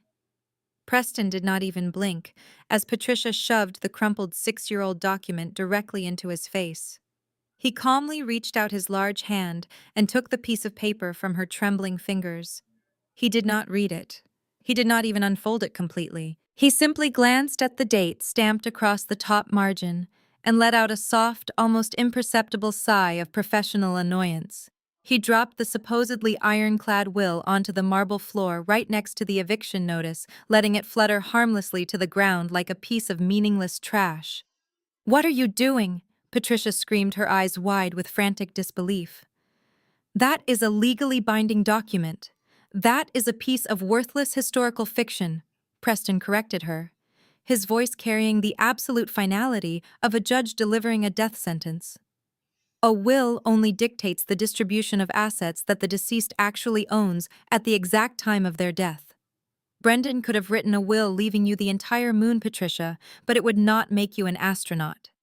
Patricia blinked aggressively, clearly struggling to comprehend the harsh legal reality crashing down on her. "What are you talking about?" she stammered, pointing a shaking finger at the high vaulted ceilings of the grand foyer. "My son bought this house. He built this massive tech company. I am his mother, and I am the primary beneficiary of his estate." Preston slowly reached back into his titanium briefcase and pulled out a separate, incredibly thick bound folder. He flipped it open, revealing official property records stamped with the heavy blue seal of the county clerk. "Your son did not buy this house," Preston stated loudly, ensuring the investors and politicians lingering in the background heard every single humiliating detail. "5 years ago, your son completely bankrupted his personal portfolio. His company was deeply in debt, and his personal assets were entirely liquidated to satisfy his angry creditors. Brendan died with exactly $6,000 in his personal checking account. He owned absolutely nothing." A collective gasp rippled through the crowd. The wealthy venture capitalists who had just listened to Derek's grand corporate speech looked at each other in sheer disbelief. The illusion of the rich tech family was being violently torn apart piece by piece right in front of them. Patricia physically staggered backward, gripping her wooden cane with both hands to keep herself from collapsing onto the marble. "No," she whispered, shaking her head violently. "No, that is a lie. That is a complete, malicious lie. He lived here. He hosted massive luxury parties here. He paid the expensive property taxes." "He did not pay the property taxes," Preston countered clinically, tapping a manicured finger against the official registered deed. "This $4 million suburban estate was purchased entirely in cash exactly 4.5 years ago. It was bought out of a private foreclosure, but it was not purchased by Brendan. The legally registered owner of this property, the corporate entity that pays the taxes, the massive utility bills, and the landscaping costs is a private wealth management firm named Apex Holdings, LLC." Patricia desperately latched onto that specific piece of legal information like a drowning woman grabbing a razor blade. "Then we will sue the LLC," she shrieked, her voice echoing violently off the expensive crystal chandeliers. "We will take the company to court." Brendan was the original founder. Preston actually smiled. It was a cold, terrifying smile that did not reach his eyes. "You cannot sue the LLC, Patricia, because Apex Holdings is a highly secured private blind trust. It is a financial vehicle designed specifically to protect extreme wealth from greedy, manipulative relatives and public scrutiny. And the sole exclusive 100% beneficiary of that blind trust is standing right behind you." Patricia slowly turned her head. She looked at me standing calmly at the base of the sweeping staircase, wearing my charcoal power suit and holding my own manila folder. The reality of the situation finally slammed into her chest with the physical force of a speeding freight train. "Brendan never owned this house," Preston concluded, his voice booming with undeniable legal authority. He was simply living in his wife's property as a guest.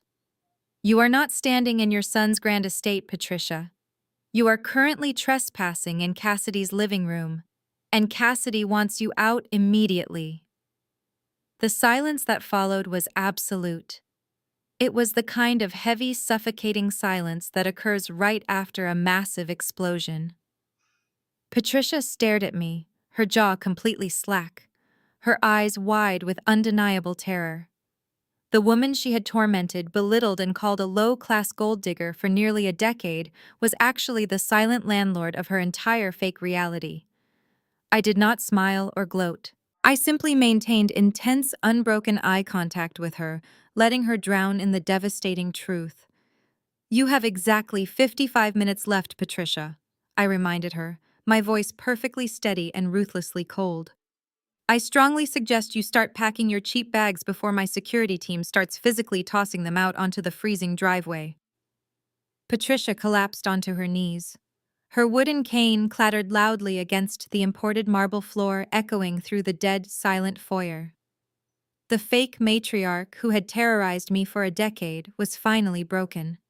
She covered her face with her shaking hands, weeping openly in front of the city elite. But Derek was not ready to surrender. He was too deeply intoxicated by his own massive ego and the desperate need to look powerful in front of his wife and the venture capitalists. He pushed past his sobbing mother, ignoring her distress, and stomped directly toward Preston.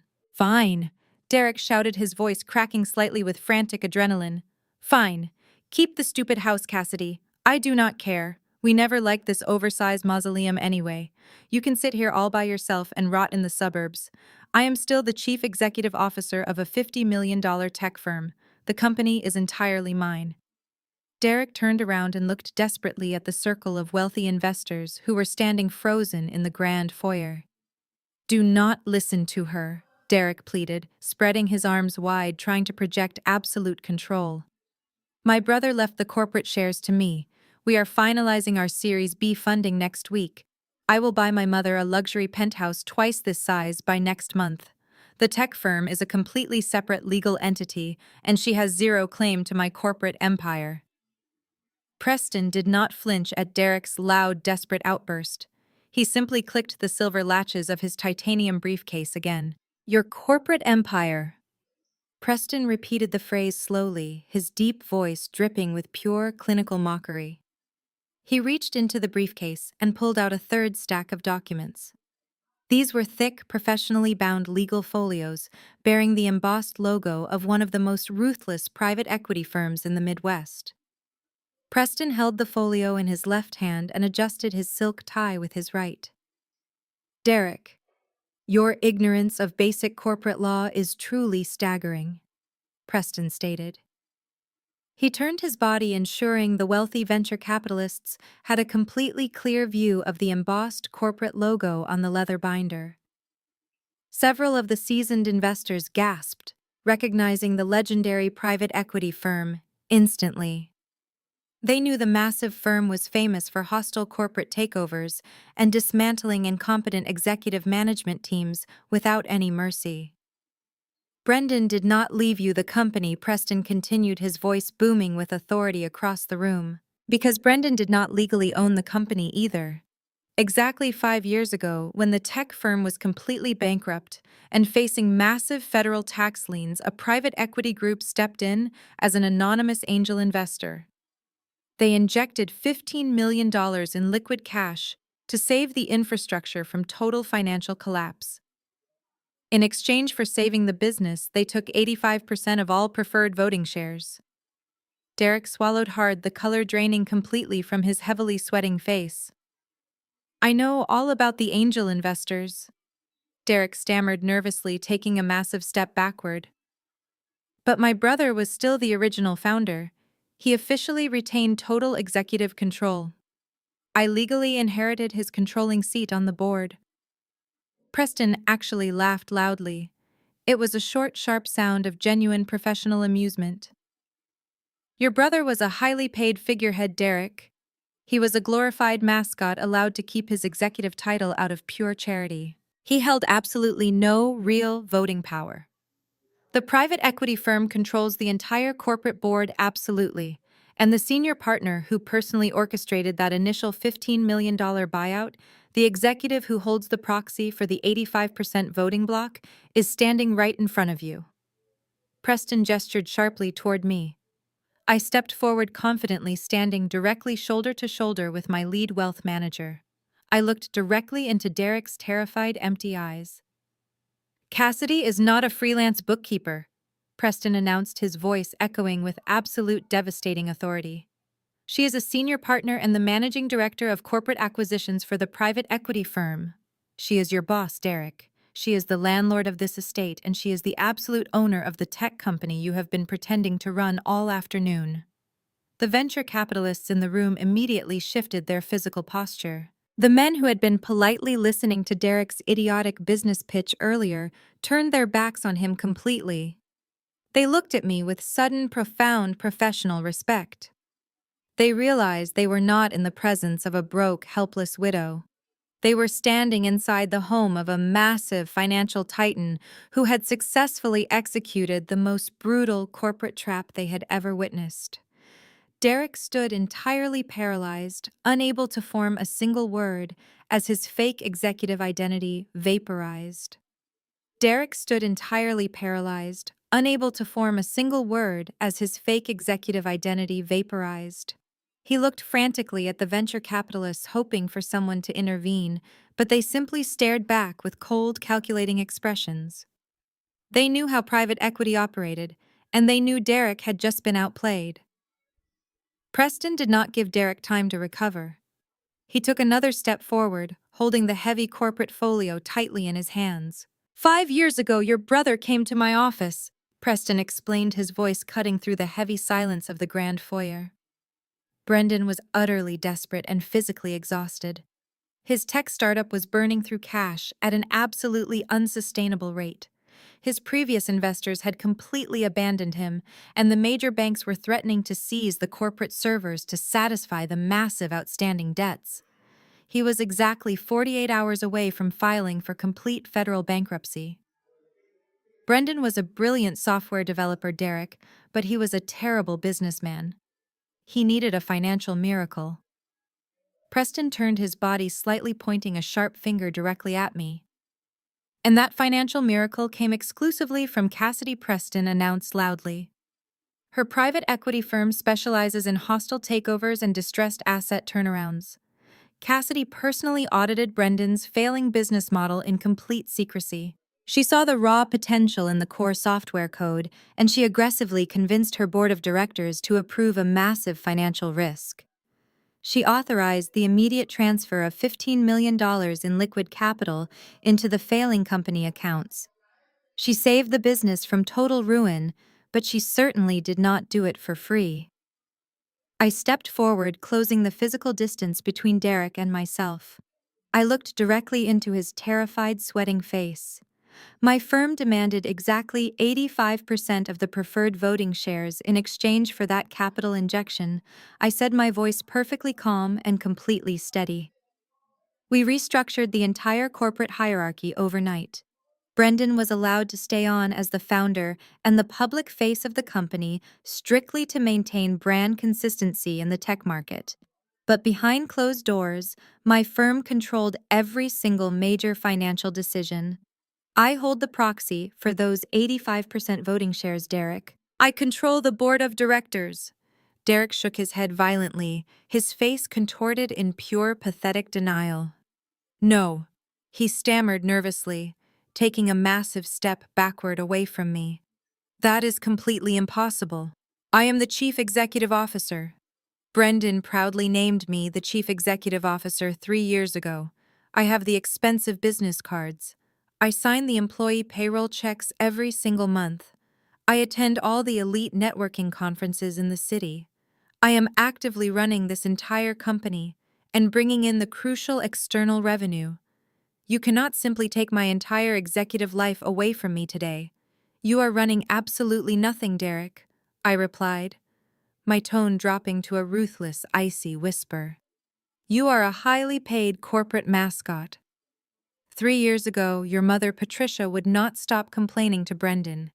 She called him every single day, crying that her precious golden boy, Derek, was unemployed and struggling to find a respectable job.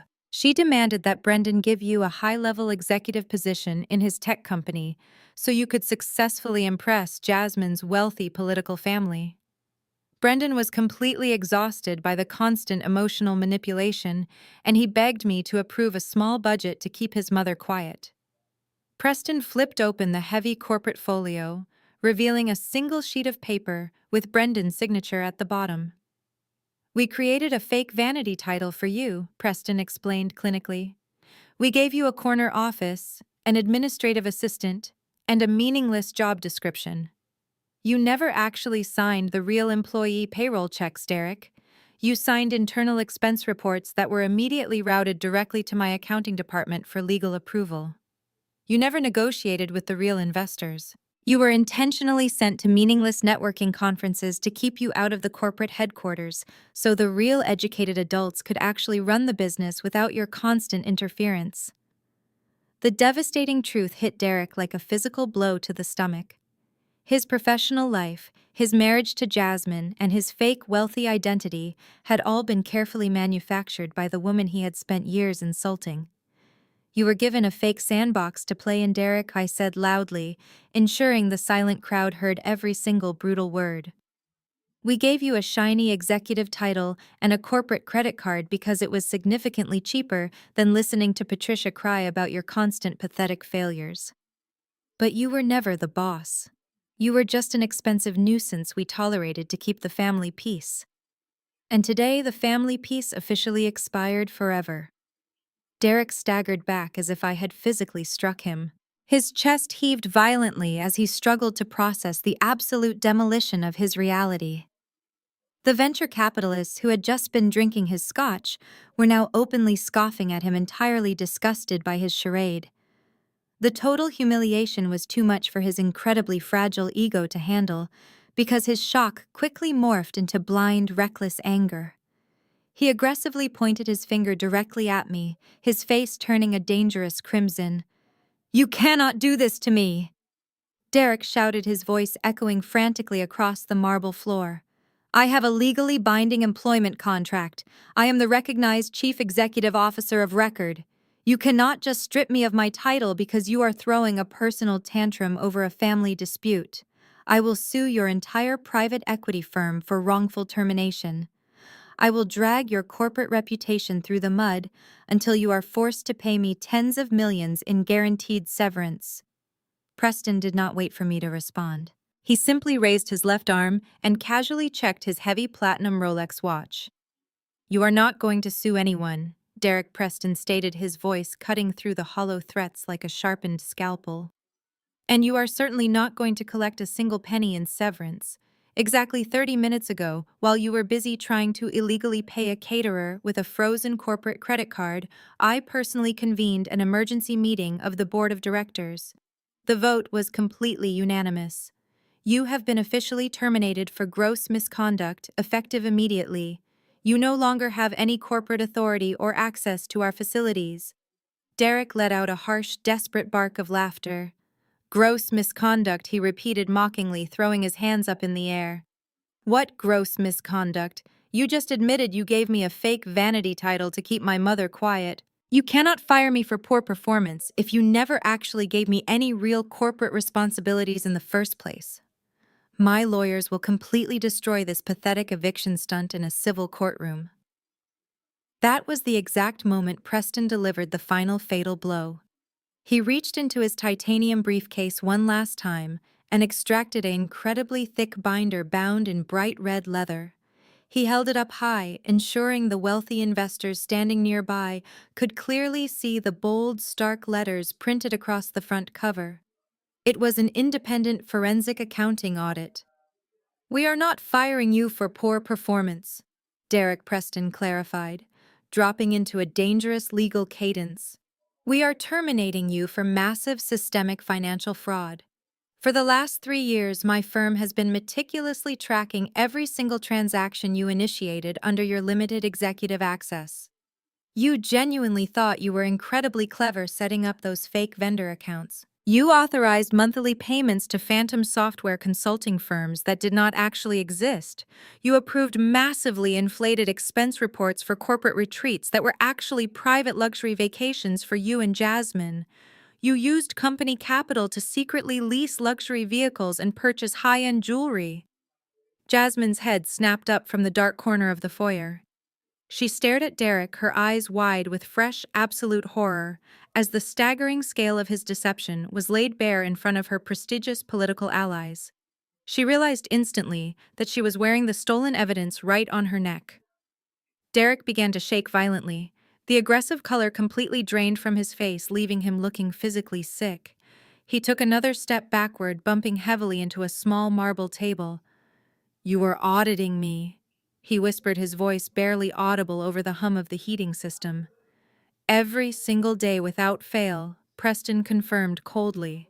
"The final verified total of your embezzlement over a 36-month period is exactly $1,250,000.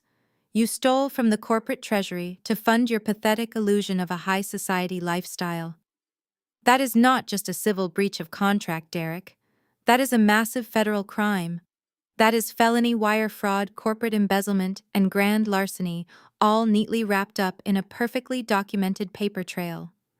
I stepped forward, taking the heavy red binder directly from Preston's hands. I watched his entire world crumble into dust in front of me. "My firm has a strict legal duty to report all criminal activities to federal authorities."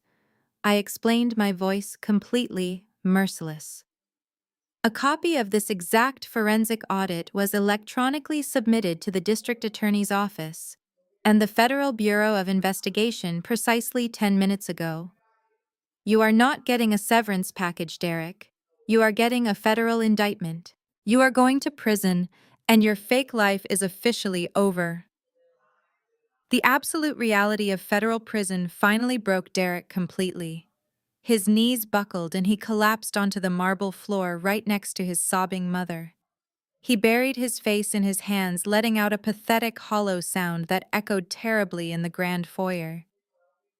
The elite venture capitalists and prominent local politicians did not offer him a single shred of sympathy. They looked at the sobbing mother and the disgraced fake executive with pure, unfiltered disgust. The investors immediately began stepping away, creating a massive physical void around the disgraced family. They were already pulling out their phones to call their own legal teams, eager to distance themselves entirely from the incoming federal investigation. Jasmine realized the catastrophic danger she was currently facing. Her husband was going to federal prison, and her father's flawless political legacy was about to be dragged through a massive criminal scandal. She slowly began inching her way backward toward the heavy mahogany front doors, desperately hoping to slip out unnoticed in the ensuing chaos. She wanted to run straight to her luxury car and pretend she had absolutely nothing to do with this pathetic broke family. She needed to escape before the police arrived to ask uncomfortable questions. But Preston was not finished with his legal executions. He smoothly closed the thick red leather binder and handed it to one of the massive private security contractors standing right behind him. He then turned his sharp, calculating gaze directly toward the grand staircase where Jasmine was attempting to hide. Jasmine Preston called out, his voice slicing through the heavy murmurs of the fleeing investors like a sharpened blade. Jasmine froze mid-step, her high heels clicking sharply against the cold marble. She slowly turned her head, looking at my lead wealth manager with wide, terrified eyes. Preston raised his right hand and pointed his index finger directly at her chest.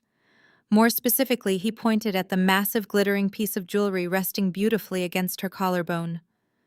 As a licensed officer of the court and the legal representative of the board of directors, Preston continued, his tone absolutely merciless. "I have a strict fiduciary obligation to recover all stolen corporate assets immediately." Jasmine instinctively raised both of her shaking hands, covering the massive 4-carat pear-shaped diamond. "What are you talking about?"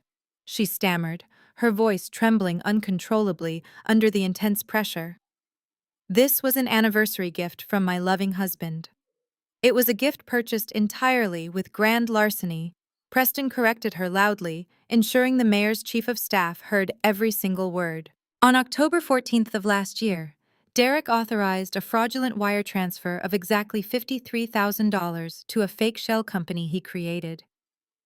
2 days later, $50,000 was wired from that shell company directly to a high-end custom jeweler in downtown Chicago. We have the itemized receipt matching the exact serial numbers of those specific diamonds currently sitting right around your neck. You are wearing stolen corporate property, Jasmine. You are publicly displaying the physical evidence of a massive federal crime. The remaining guests gasped, stepping even further away from Jasmine, as if she were highly contagious. The prominent politician who had just been admiring the expensive necklace 10 minutes ago looked absolutely sick to his stomach. Jasmine was completely trapped. She could not lie her way out of a forensic accounting audit, and she certainly could not outrun a fast-approaching federal indictment. She looked frantically at Derek, hoping her husband would miraculously stand up and defend her. But Derek remained completely broken, sobbing quietly on the floor. I stepped past Preston, walking slowly across the imported marble floor, until I was standing just a few feet away from my terrified sister-in-law. I looked at her flawless makeup, which was now completely ruined by dark streaks of running mascara. I looked at her incredibly expensive designer dress. Then I looked directly into her panicking, frantic eyes. "You came into my house today and called me a low-class gold digger," I said, my voice completely flat and deadly calm. "You told me I was an absolute embarrassment to your elite political family. You told my innocent 8-year-old son he was an illegitimate mistake who did not belong in this wealthy high society world. But the only person standing in this room who is actively living on stolen money is you." I extended my right hand, keeping my palm open and facing upward. "That necklace is corporate property," I stated, delivering the final absolute ultimatum. "Take it off right now or my security will do it for you." Jasmine let out a loud, tragic sob. Her hands shook violently as she quickly undid the clasp. She threw it onto the floor. The heavy 4-carat diamond hit the imported marble floor with a sharp metallic clatter that echoed loudly through the dead silent foyer. Jasmine did not wait for Preston to say another word. She grabbed the edges of her expensive designer dress and practically ran toward the heavy mahogany front doors. She shoved past the whispering venture capitalists, abandoning her disgraced husband, who was still weeping softly on the floor. Jasmine fled down the sweeping stone steps, her high heels crunching frantically against the freezing gravel driveway.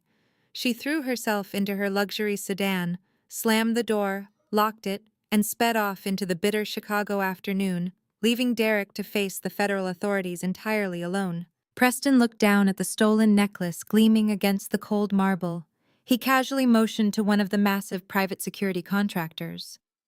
The contractor stepped forward, scooping up the $50,000 piece of evidence and placing it securely into a heavy plastic evidence bag.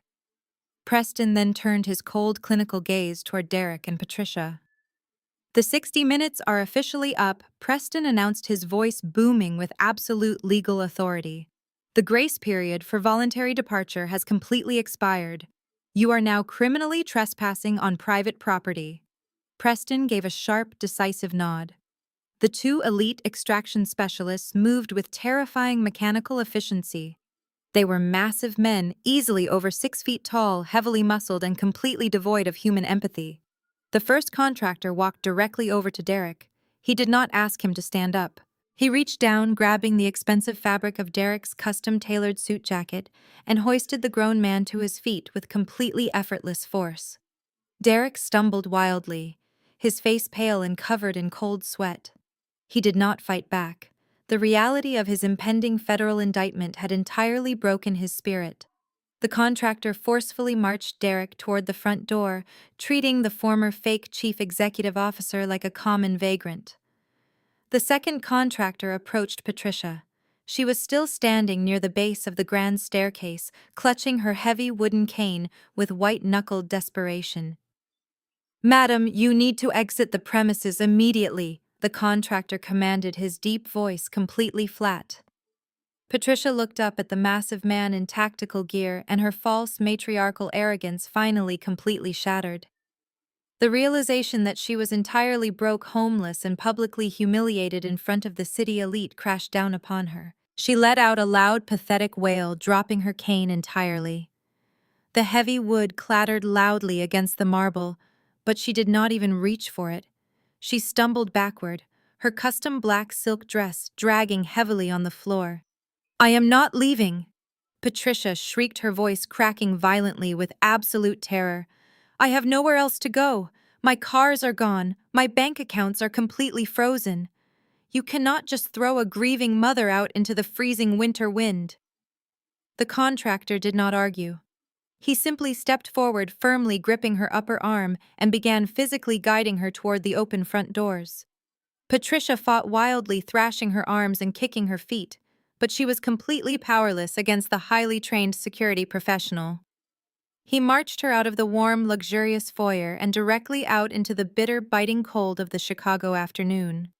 I followed closely behind them, stepping out onto the sprawling front porch. The freezing wind whipped through my power suit, but I did not feel the cold. I felt absolutely invincible. I stood at the top of the sweeping stone steps, looking down at the spectacular wreckage of the family who had tormented me for an entire decade. The venture capitalists crowded around the massive front windows, safely inside the warm house, watching the ultimate destruction of the fake tech dynasty. The security contractor released Patricia at the bottom of the steps. She stumbled wildly on the rough gravel of the circular driveway, her expensive shoes slipping on patches of dirty winter slush. She looked around frantically, seeing her repossessed luxury vehicles already hooked up to the massive yellow tow trucks. She saw Derek standing by the iron gates, completely numb and broken. Patricia suddenly turned back toward me. She dropped entirely down to her knees right there on the freezing, dirty gravel. She crawled forward desperately, dragging her silk dress through the slush until she reached the stone steps. She reached out her shaking hands and grabbed the perfectly pressed fabric of my suit pants, gripping my legs with pathetic, terrifying desperation. "Cassidy, please!" Patricia sobbed hysterically, tears streaming heavily down her completely ruined face. "Please do not do this to us. We are a family. Brendan would want his family to stay together. Please find it in your heart to grant us forgiveness." I stood perfectly still on the top step, allowing the freezing winter wind to whip around us. I did not reach down to help her up. I did not offer her a single tissue to wipe away the dark streaks of expensive mascara running down her cheeks. For 10 agonizing years I had bitten my tongue and swallowed my pride to keep the peace in this toxic family. I had endured her snide remarks about my background, her blatant favoritism toward Derek, and her relentless cruelty toward my innocent son. I looked down at the woman who had made it her absolute life's mission to make me feel small and worthless. I felt absolutely nothing for her. Not a single ounce of pity or sympathy existed in my cold heart. "You do not get to invoke Brendan's name today, Patricia," I said, my voice dropping to a low, dangerous whisper that cut effortlessly through the howling wind. "Brendan spent the last 5 years of his life completely exhausted by your constant demands for money and status. He gave you everything he had until he was financially broken. And how exactly did you honor his memory today? You used his funeral to try and steal his legacy. You used his casket as a networking opportunity for your incompetent other son. You did not even shed a real tear until you realized your luxury car was being repossessed." Patricia continued to sob, her hands gripping the fabric of my trousers so tightly her knuckles were completely white. "Please, Cassidy!" She begged, her voice barely recognizable and dripping with pathetic desperation. "I am an old woman. I have nowhere to go. You cannot leave me out here with absolutely nothing." I slowly reached down, but not to comfort her. I gently but firmly placed my hands over her trembling fingers. "Family died the second you pointed a heavy wooden cane at my 8-year-old son and called him garbage inside a church." I delivered the absolute killing blow, staring directly into her terrified eyes. "You made it incredibly clear that we were not your blood, and we did not belong at your table. So I am simply granting your final wish. We are no longer related." Welcome to the real world, Patricia. Enjoy the slums. I stood back up perfectly straight and shot a single sharp, commanding glance over my right shoulder. The massive private security contractor who had escorted her outside instantly stepped forward. He did not ask her to let go nicely. He reached down and effortlessly peeled Patricia's desperate hands off my clothing as if she were nothing more than a minor nuisance. He pulled her up by her arms, dragging her forcefully away from the stone steps and pushing her back onto the cold, wet gravel of the driveway. She stumbled and fell backward, landing hard in the dirty winter slush. But the contractor simply crossed his massive arms and stood like an impenetrable brick wall between us. "You cannot do this!" Patricia shrieked violently, thrashing on the ground and pounding her fists against the frozen gravel. "I will destroy you, Cassidy. I will tell everyone the absolute truth about you. I will ruin your entire life." I did not even bother responding to her empty, pathetic threats. I simply turned my back on her and walked slowly across the sprawling front porch. Through the massive front windows, I could clearly see the city elite, the venture capitalists, and the politicians watching the final act of Patricia's total destruction. The strict Homeowners Association president stood on her own porch across the street, shaking her head in pure disgust. They were all looking at Patricia, realizing they had been associating with a complete financial fraud. As I reached the heavy mahogany front doors, the loud mechanical roar of the massive yellow tow trucks filled the freezing air. I paused for a brief moment, looking over my shoulder one last time. The trucks were pulling away, hauling Derek's custom black Porsche and Patricia's pristine white Mercedes down the street and out of the exclusive gated community forever. Derek was still standing near the iron gates, shivering uncontrollably in his thin, tailored suit, completely ignoring his mother, who was currently screaming hysterically on the ground. They were completely broken, stripped of their fake wealth, and left with absolutely nothing but the toxic company of each other. I stepped inside the warm, luxurious foyer where Preston was waiting calmly with his titanium briefcase. The catering staff had already begun cleaning up the discarded champagne flutes, and the wealthy guests were hastily retrieving their coats, eager to escape the massive federal scandal that was about to unfold. I reached out and grabbed the heavy brass handles of the front doors. I looked at the chaotic, freezing driveway one last time, and then I pulled the doors shut. The heavy locks clicked perfectly into place, completely sealing out the toxic family that had tried to destroy me. The silence inside the grand foyer was incredibly peaceful. The war was officially over and I had won everything. The silence inside my home that evening was not empty. It was the rich, fulfilling silence of a massive tumor being successfully extracted from my life. I walked upstairs to the master bedroom where Leo was still peacefully watching his movie, completely unaware of the absolute carnage that had just unfolded downstairs. I sat on the edge of the bed, pulled him into my arms, and held him tight, knowing that the shadow of Brendan's toxic relatives would never darken his childhood again. But while my life immediately transitioned into a profound state of peace, the reality for my brother-in-law was rapidly descending into a spectacular legal nightmare. The wheels of federal justice normally turn incredibly slowly, but when a massive private equity firm hands the Federal Bureau of Investigation a fully documented independent forensic audit, those wheels spin with terrifying speed. The flash forward of the next 3 months played out exactly like a masterfully directed tragicomedy.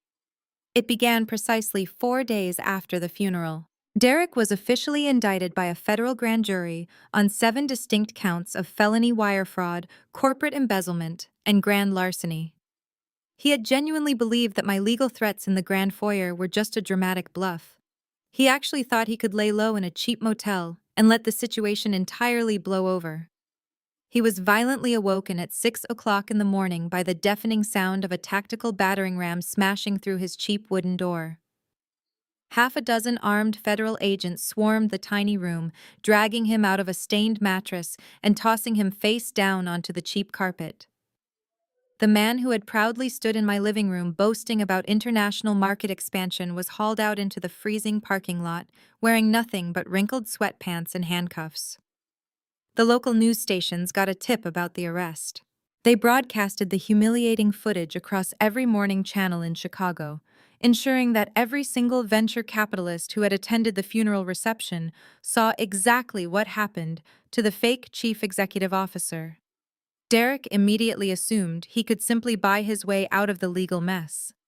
He demanded his phone call and tried to contact the most expensive defense attorneys in the city. But high-end legal representation requires massive retainer fees, and Derek's financial reality was a barren wasteland. His corporate cards were deactivated. His checking accounts were frozen by federal mandate. His custom Porsche was sitting in a local impound lot.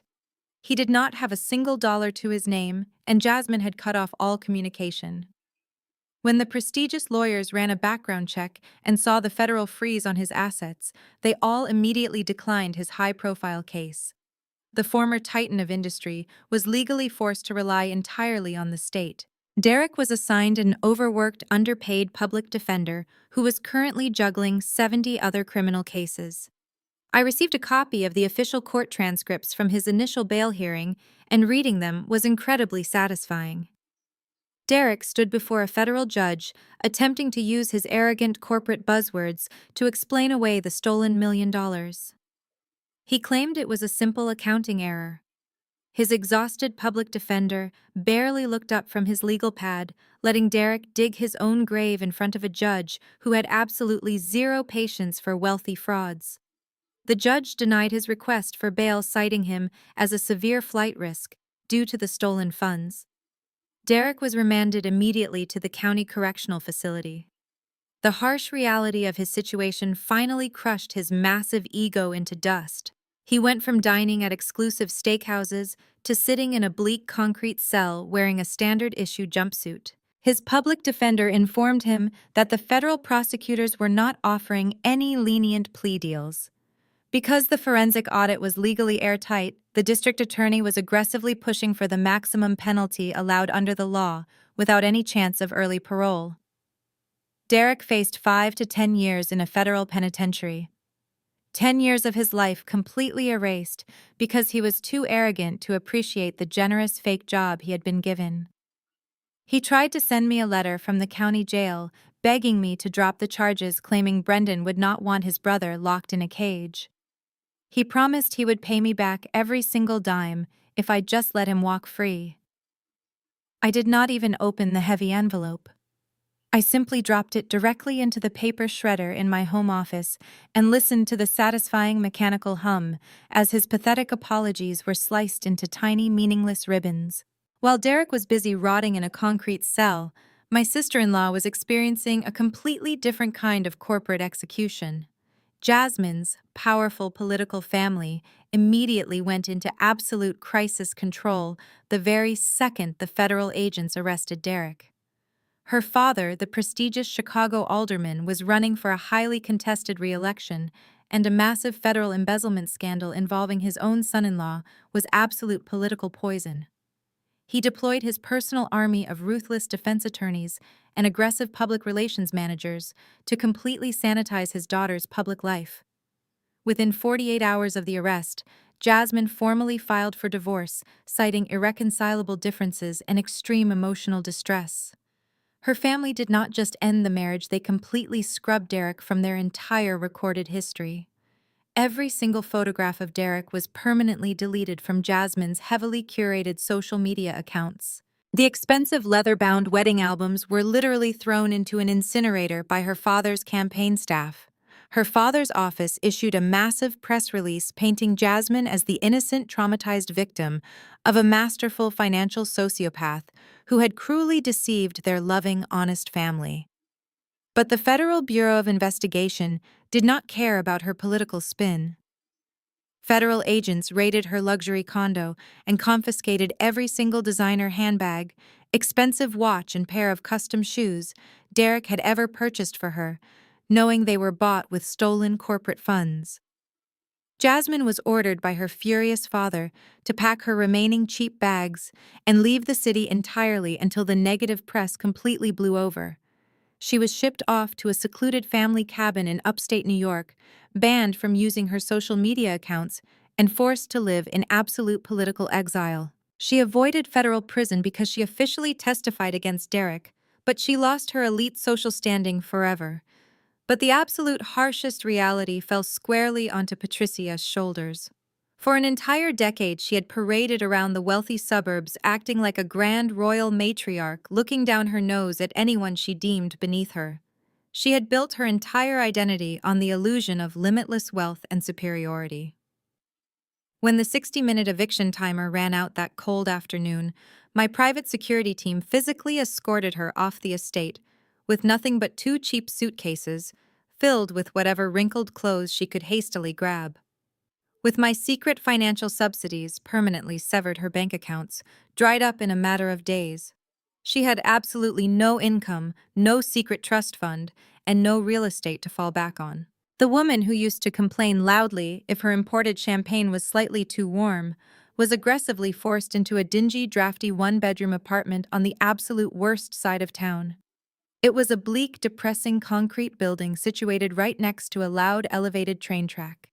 Every time a heavy commuter train rumbled past, her cheap, rattling windows shook violently, and the deafening noise completely drowned out her tiny, outdated television. Her new, tiny living room smelled faintly of stale cigarettes and boiled cabbage from the neighbors down the narrow hallway.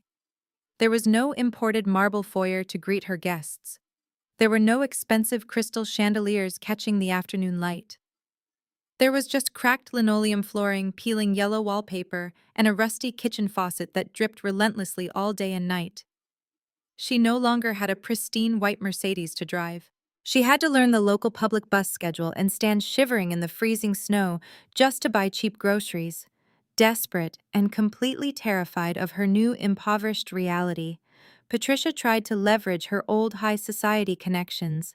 She sat on her stained thrift store sofa, holding a cheap prepaid burner phone because her expensive smartphone plan had been immediately canceled for non-payment. She frantically scrolled through her contact list, dialing the numbers of the wealthy country club women she used to host lavish, exclusive luncheons with. She called the wives of local politicians, the prominent charity board members, and the snobby, wealthy neighbors who used to attend her lavish holiday parties. She left frantic, tearful voicemails begging for a small, temporary loan, or asking if she could sleep in their heated guest houses for just a few weeks until she got back on her feet. Not a single person called her back.